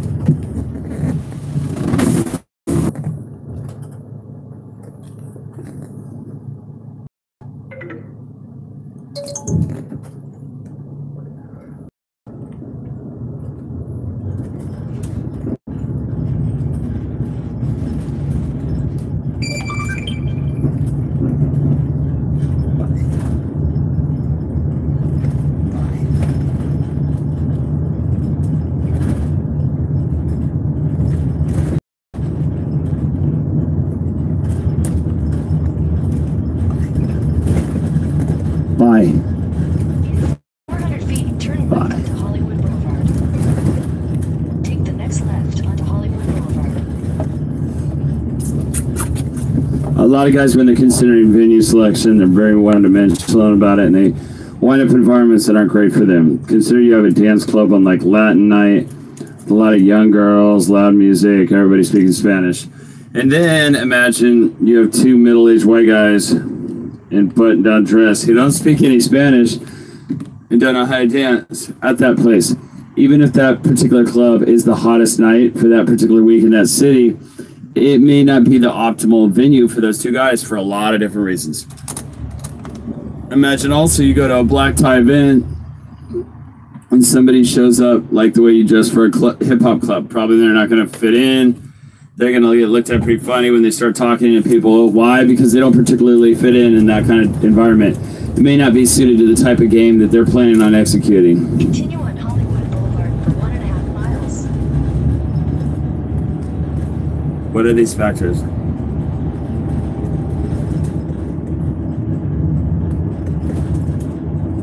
Where are the hot girls?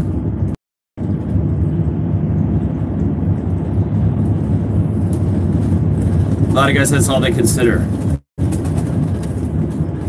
You know, where are the hot girls? Where's the best DJ? Commendable to that because they're striving for what they want. Even I will sometimes do this. They'll be like, where are the most stereotypically hot girls? A lot of guys aren't really into tall, blonde, model-looking girls necessarily. Or they're like girls that are a little more short and curvy types or whatever. But they'll just go where there's the most stereotypical hot girl clubs just because it has the name and the reputation, and they will wind up talking to a bunch of girls who are not their scene, who are talked to, and who are less attractive to them than they would find at a lot of places. I even have a lot of friends who are promoters for these clubs at various times.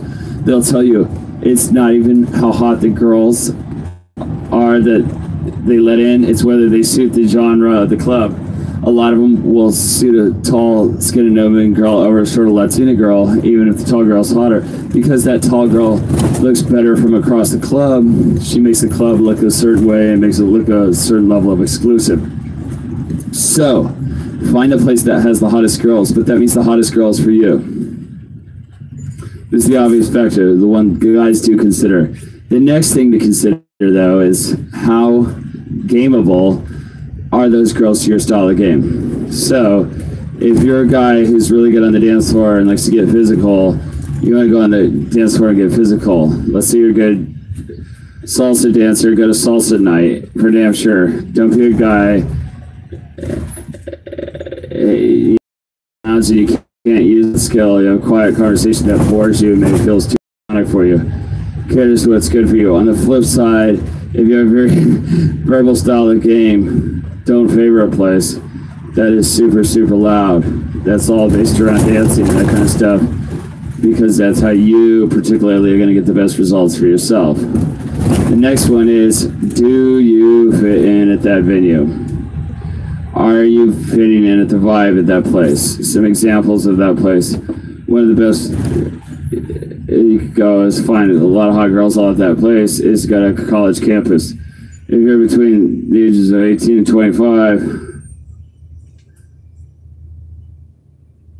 it's still plausible for you to go there, take a class if you want to, and be part of that community because it's such a great place to meet girls. On the other hand, if you're in your 50s, it's very hard to justify why you are on a college campus. That may no longer be the best place for you. If you really look at that exact same 18 to 25-year-old girl at a Starbucks or a restaurant of coffees at a street, plausibly, it makes a lot more sense. You can meet them on the street. Actually meet them on a college campus. Weird, what's this 50-year-old guy doing on a college campus? It doesn't have anything to do with ageism. It just has to do with why are you in that environment in the first place. Two white guys who don't speak Spanish and don't dance at the Latin dance night. It's like, what are you even doing there? You just don't quite make sense in that environment. And what it does is it says, you have an agenda and you're not quite right there. Also, once you start interacting with people, you're not going to have that much in common with them. You know, you might live in New York. In New York, there's a lot of exclusive clubs. And I have enough connections to get into most of them. Also, the most exclusive clubs aren't the ones I like. I like the ones kind of exclusive, but not like crazy exclusive. Like, I don't really like Hyde or One Oak. One Oak is technically a more exclusive club than PhD. But I like PhD better because the environment there's more places where it's lower vibe. It's less centered around bottle service. And so for my style of game, it does me much better. That said, it's still very exclusive. The girls still go in there in a bit of a scene. The girls going there are still hot.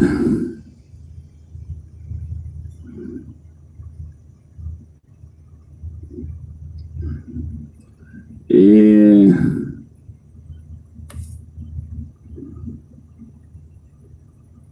Not even as exclusive as that. They just really, really cater to me.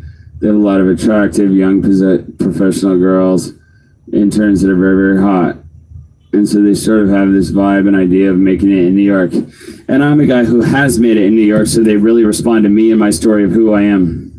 And so it's like shooting a fish in a barrel for me at that place, and the girls are still very, very hot. Now, I wouldn't go really low tier, though, because there's a lot of clubs that are just dive bars and not exclusive. And yes, I still do very well at those places, but I actually do less well because the girls aren't ambitious and aspirational, so the value proposition I have doesn't resonate with them very much. And also, flat out, the girls just aren't as hot. So I'm also just not as attractive to the girls in a lot of those places, because it's just kind of like, it's a little lower than the threshold that I have exclusivity personally. But the point is that I can go to the range of clubs from the extremely exclusive to the extremely unexclusive, and I do want to go to somewhat exclusive ones where there's hot girls for sure. The girls need to be hot, otherwise I'm not going to go there. Just blindly pick the most exclusive one if it's not the place where I fit in the best. At those very, very exclusive clubs, a lot of times I don't fit in because the people don't know each other or aren't regulars, and I don't have the energy to become regulars. A lot of times what they're into is related to drugs and after partying and doing coke and that kind of stuff, and I don't do that. I'm not into drugs, and so there's an incongruence. And if I'm trying to pull a girl who's a drug addict, and I'm not gonna I'm gonna lose out to the guy who does have drugs, even if my game is a lot better than hers. You want to go in the place that makes a lot of sense for you and the place that is congruent for you. In terms of you fitting in, the final one is the logistics. If there's an amazing club 2 times over and a pretty good club right next to your apartment, you better go to the pretty good club right next to your apartment, because your ability to pull from that place is going to be tremendously higher than the one where it's good but it's 2 towns over. Now for me, I do well in every city.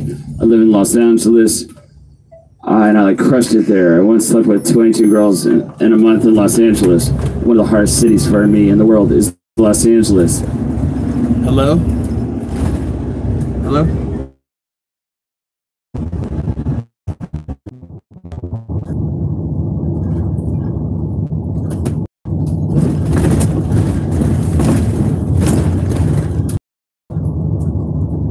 They took some sort of transportation where they're not locked into their friends, so the ability to get them home is much easier, and also the distance from their house to the club in New York is also much less. And also the logistics is... Yeah, hello, please speak up. Speak fast. Nope. Yeah, I'm 2 minutes from the customer. I'll be right there.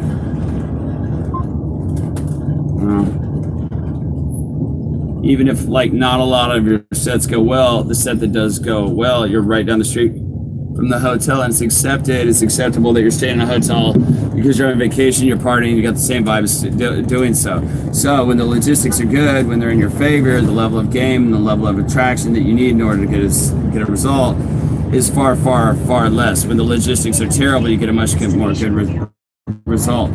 I used to hear so many guys who live in a small town, they'll bust 2 hours over to go out in the big city, and that's great if you're learning. If you're just learning, you want to get a lot of approaches in, get approach anxiety. But once you're at the place where you're polling, if you're trying to get a girl on a bus back from the city to the place, you're basically not going to pull that very often. It's very hard, soft pull.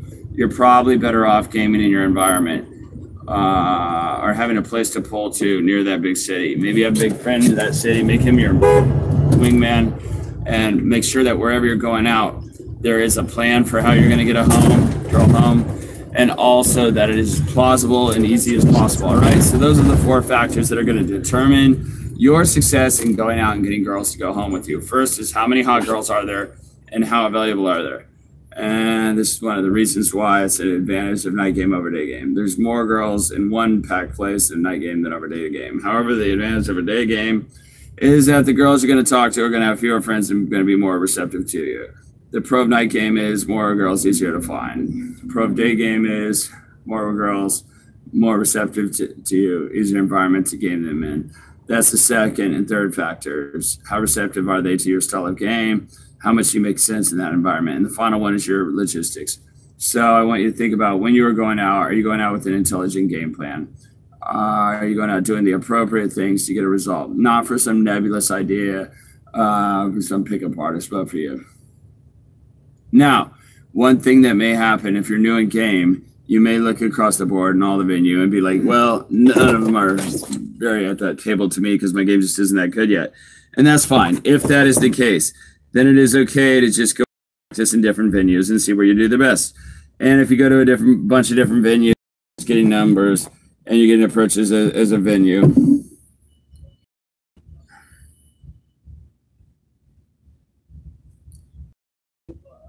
If you're doing well in places that don't have hot girls, it's very possible that at that point you might need to make some changes to how you're conveying your yourself and do that with intelligence as well. So let's say that you're an older guy. Cannot be used anymore.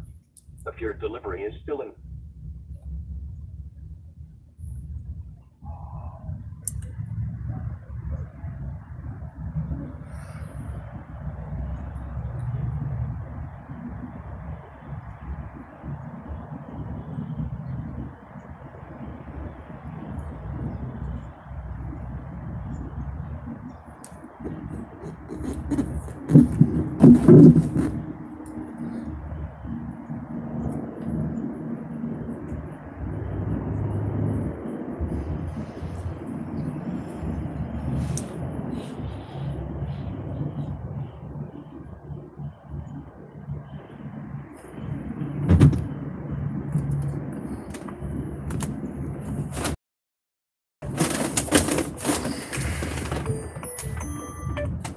Hello.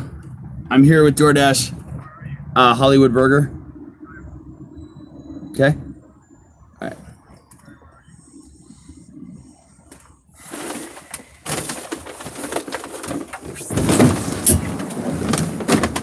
He said, all right.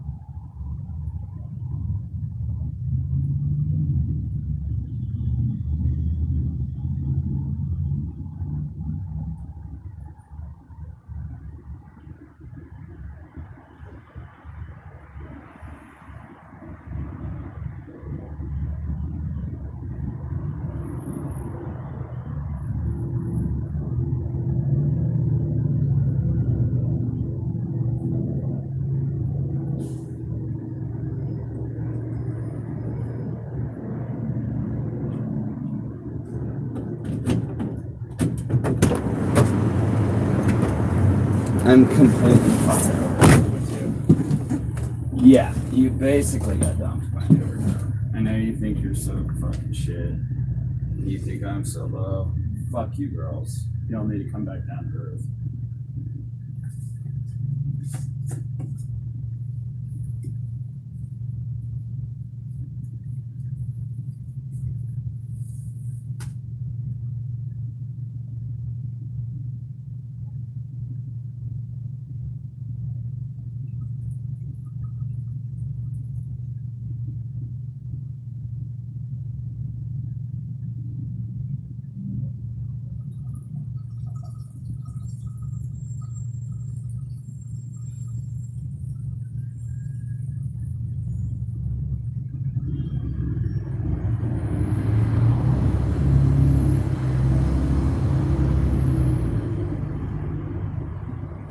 Anyway, you just got dumped by an Uber. Basically, yeah.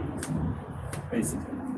I know you girls think you're all so much fucking better than everything and shit. A lot of you girls need to come back down to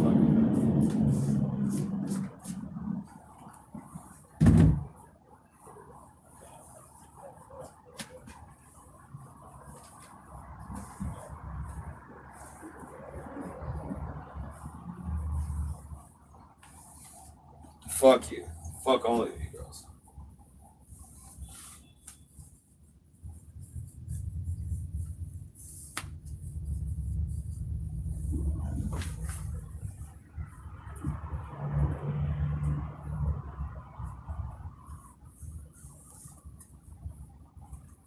Anyways, I'm so fucking over dealing with you. Fuck you.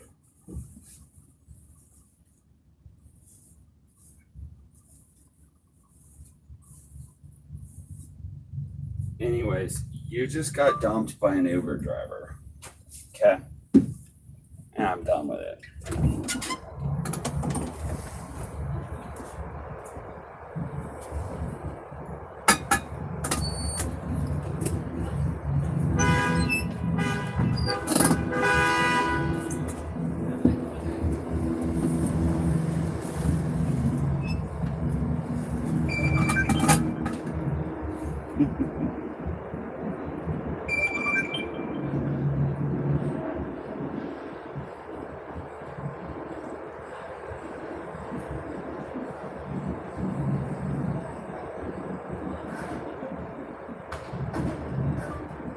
You're absolutely fucking clowning somebody when you set a date with them and then tell them you're canceling because you want to go fucking try and pull hose.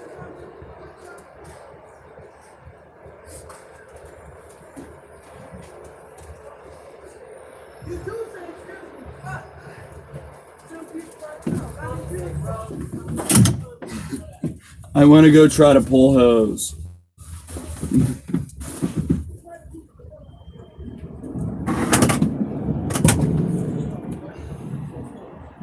Regardless, don't message me anymore.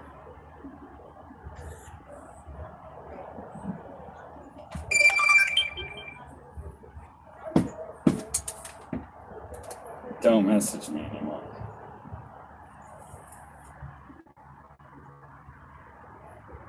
I'm gonna go try to pull hose.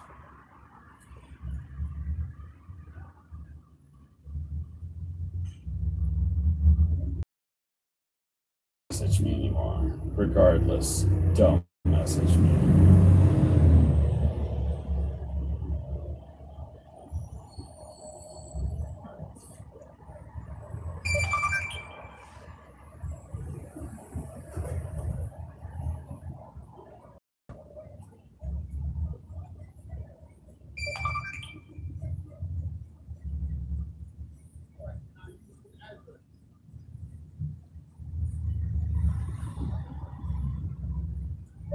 Please don't make this weird. Just stop messaging me.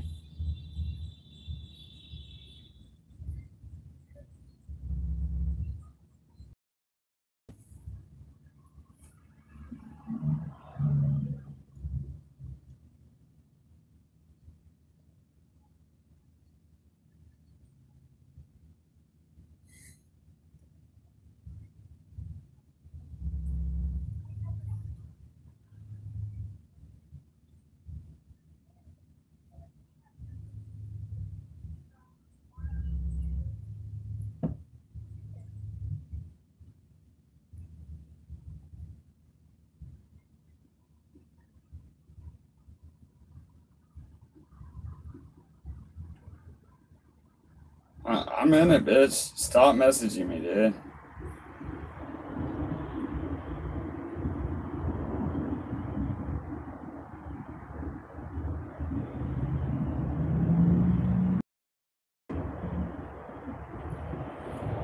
Please don't make this weird. Just stop messaging me.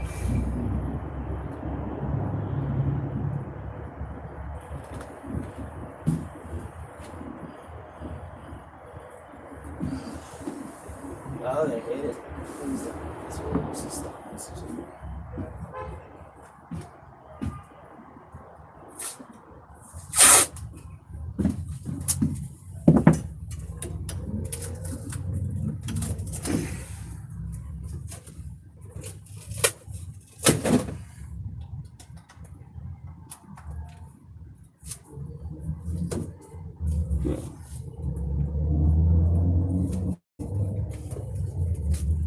I'm over me. You know what I mean?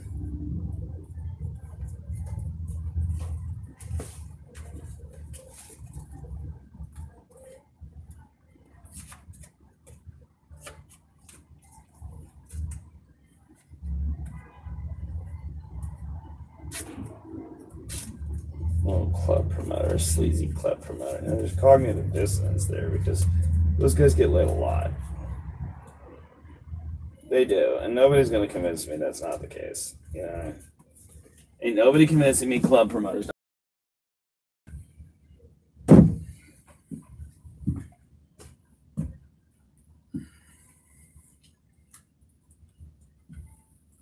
Just quit my shit. Quit my shit.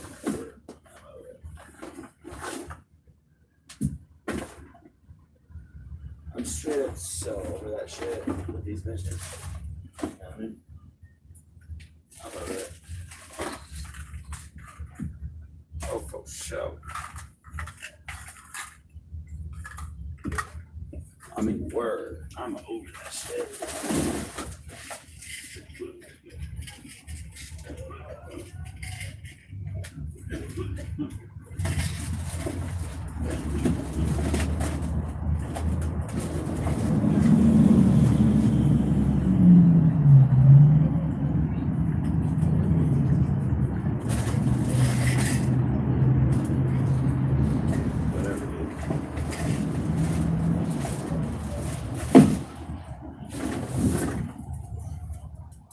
She's a drunk, sitting on a couch, getting drunk all day.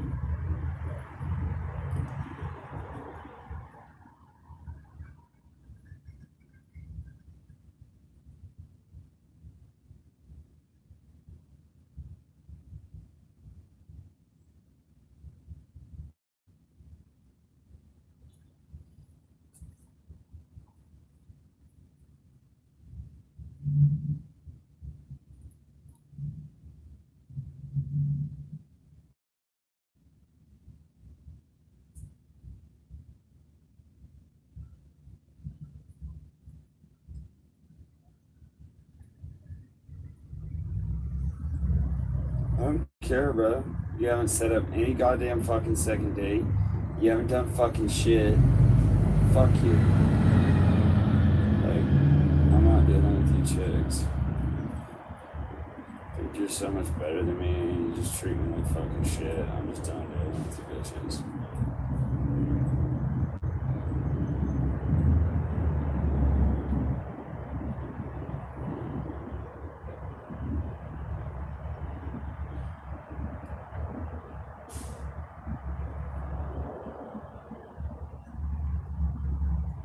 He blocked me. Yeah, also, what's her fucking name? I don't need her.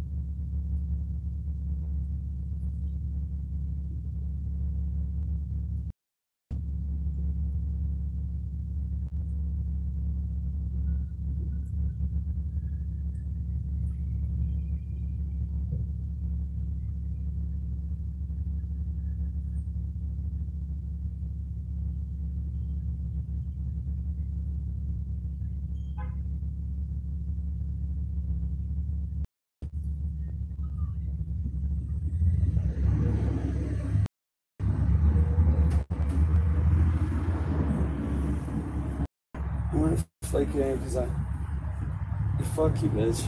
Go do your thing, bitch.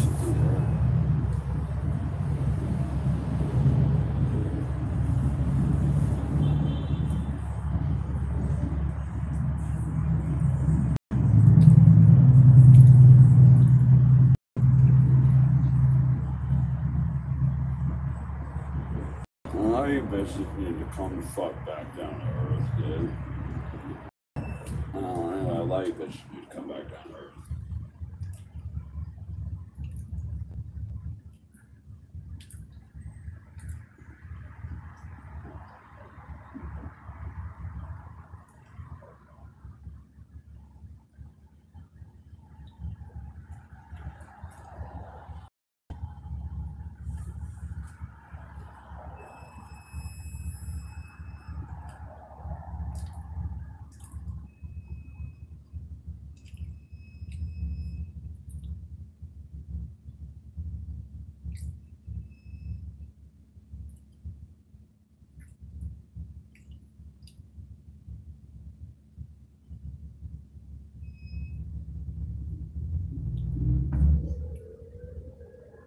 lot of you bitches need to come back down to earth. Wow. Oh, anyway. He's brutal towards women. He don't give a fuck, dude. Like, armed himself with all this horrible pickup artist fucking shit. You know what I mean?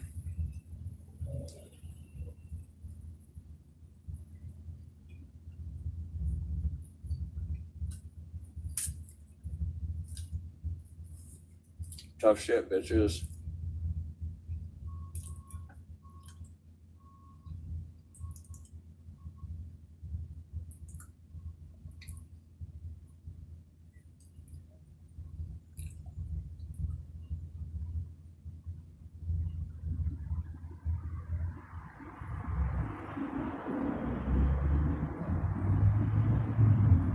Nope, you out. Nope, you out.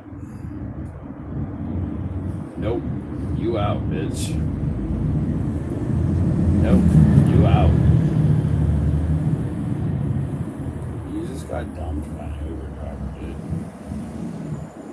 Basically.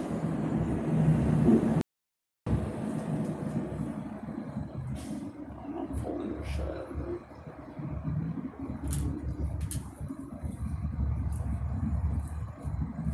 I'm not down. Bitches need to come back down to fucking earth once in a while. Anyway, you bitches need to come back down to earth.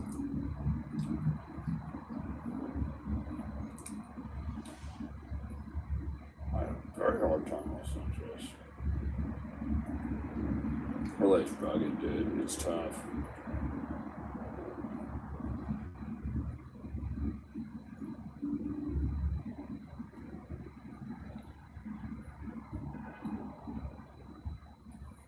It's been pretty brutal here.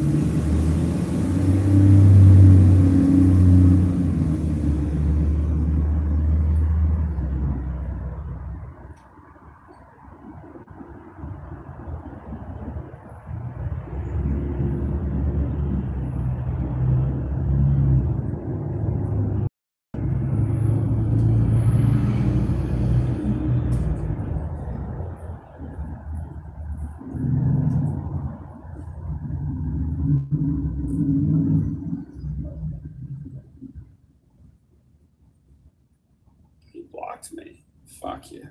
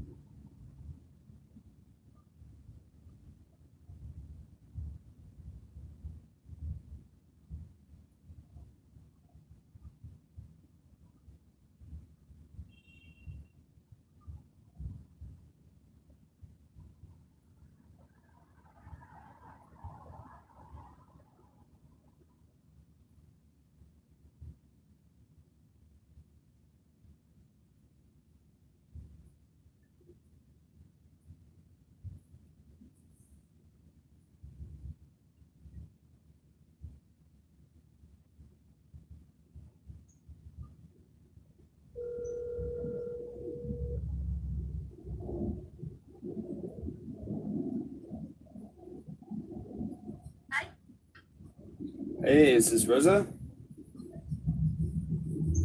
What's what's up? It's GI calling for Rosa. Yes, this is Rose. Hey, Rosa. I got your number a while ago. I was just calling to say hi. Hi. How did you get my number again? I believe I met you out at a bar. Really? Yeah. California, right? Yeah. Yeah. Kind of remember. Kind of. I was Yeah. a little drunk, but I kind of remember. Uh-huh. Huh? Were you on a trip or are you still in California? No, I left. I'm in New York right now. Ah, you're in New York. Yes, I live in New York.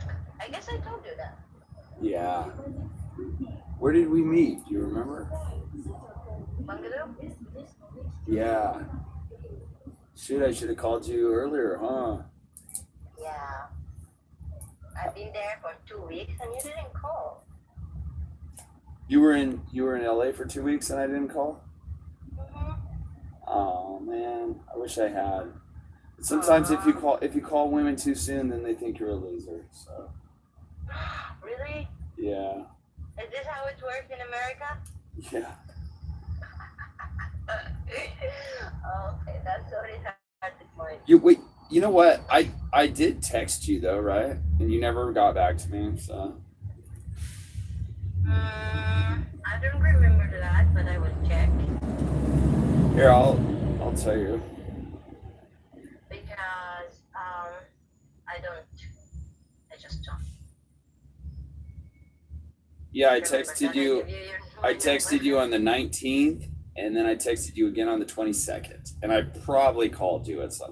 So Really? Yeah. Maybe I thought like because I don't have your number, I thought that you're someone that I don't know. right on.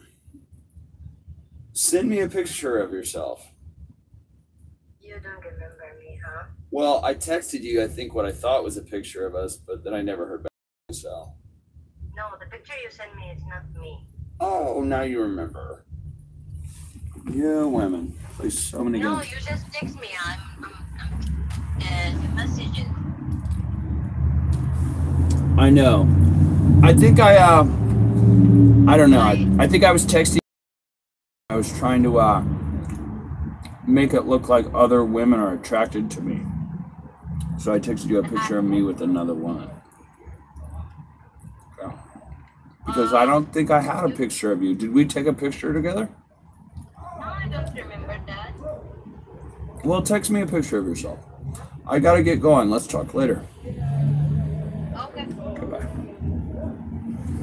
Well, text me a picture. Oh, shit.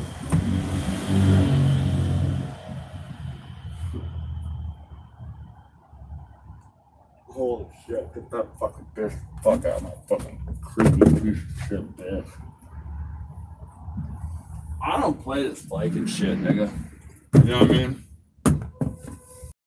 I know it's hella commonplace, so it's like, if you're gonna get upset about flaking, you're gonna be upset all the fucking time. You know what I mean? Yeah. Keep it moving, bro. I'm gonna keep it moving.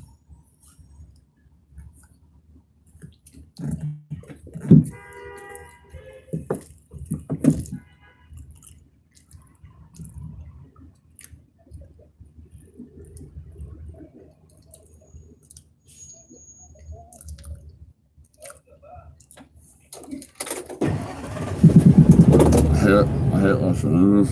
I hate all of you people. You on the 22nd, 19th, and I texted you again on the 22nd, and I probably called you at some point. Just wasn't good enough for you.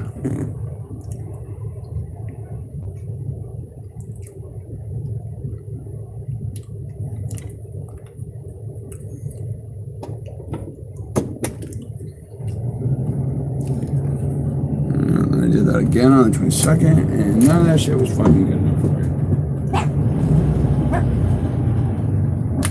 Dude, I'm having a rough, dude, I'm having a rough time here, dude.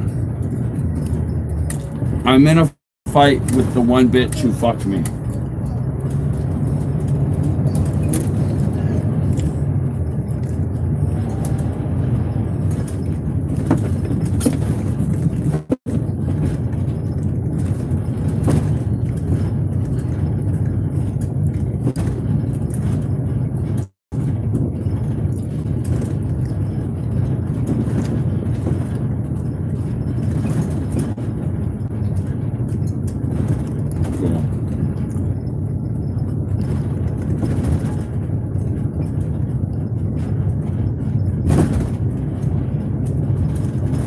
I thought something bad. It was like asking for pity. It's not gonna work out well. Asking bitches for pity doesn't usually work out that well.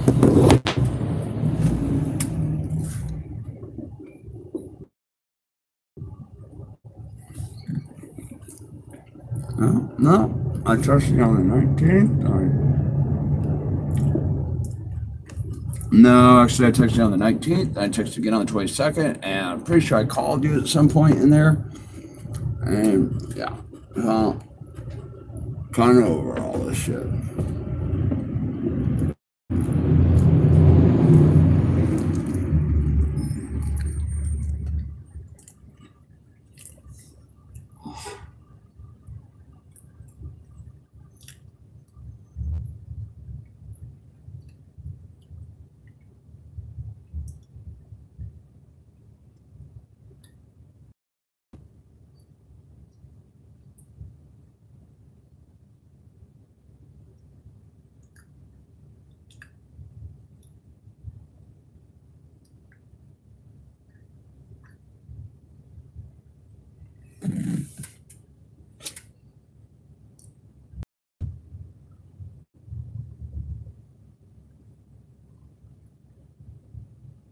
It's taking like 4 dates to close.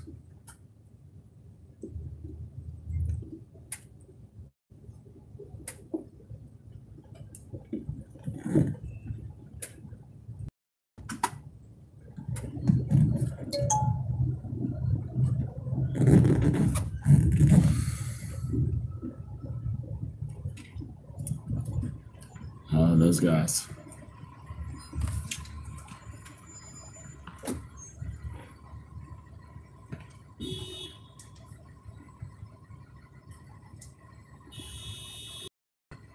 No, that's fucking clowning somebody. It's not like we've gone on a bunch of dates and it's like, all right, well, one out of 10 dates. It's our first date. It's literally our first fucking date, and fuck you, bitch. It's literally flaking on the first date type shit. It's fuck you, bitch. A lot of you bitches need to come the fuck back down to earth.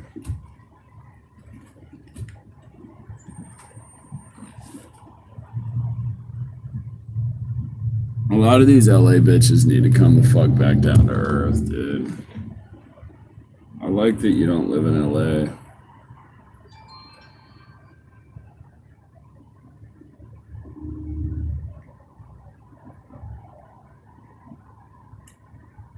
I like that you don't live in LA. A lot of these LA bitches need to come back down to earth.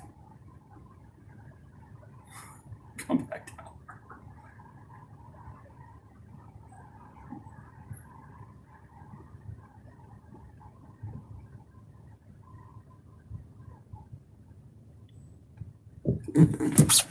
A lot of these LA bitches need to come back down to earth, dude. Like,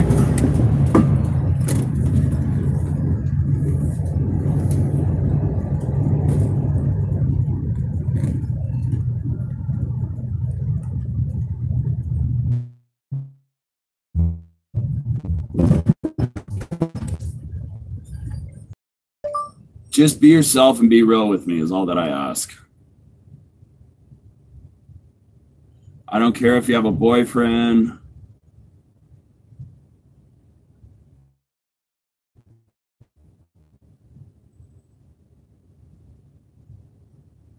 Or not.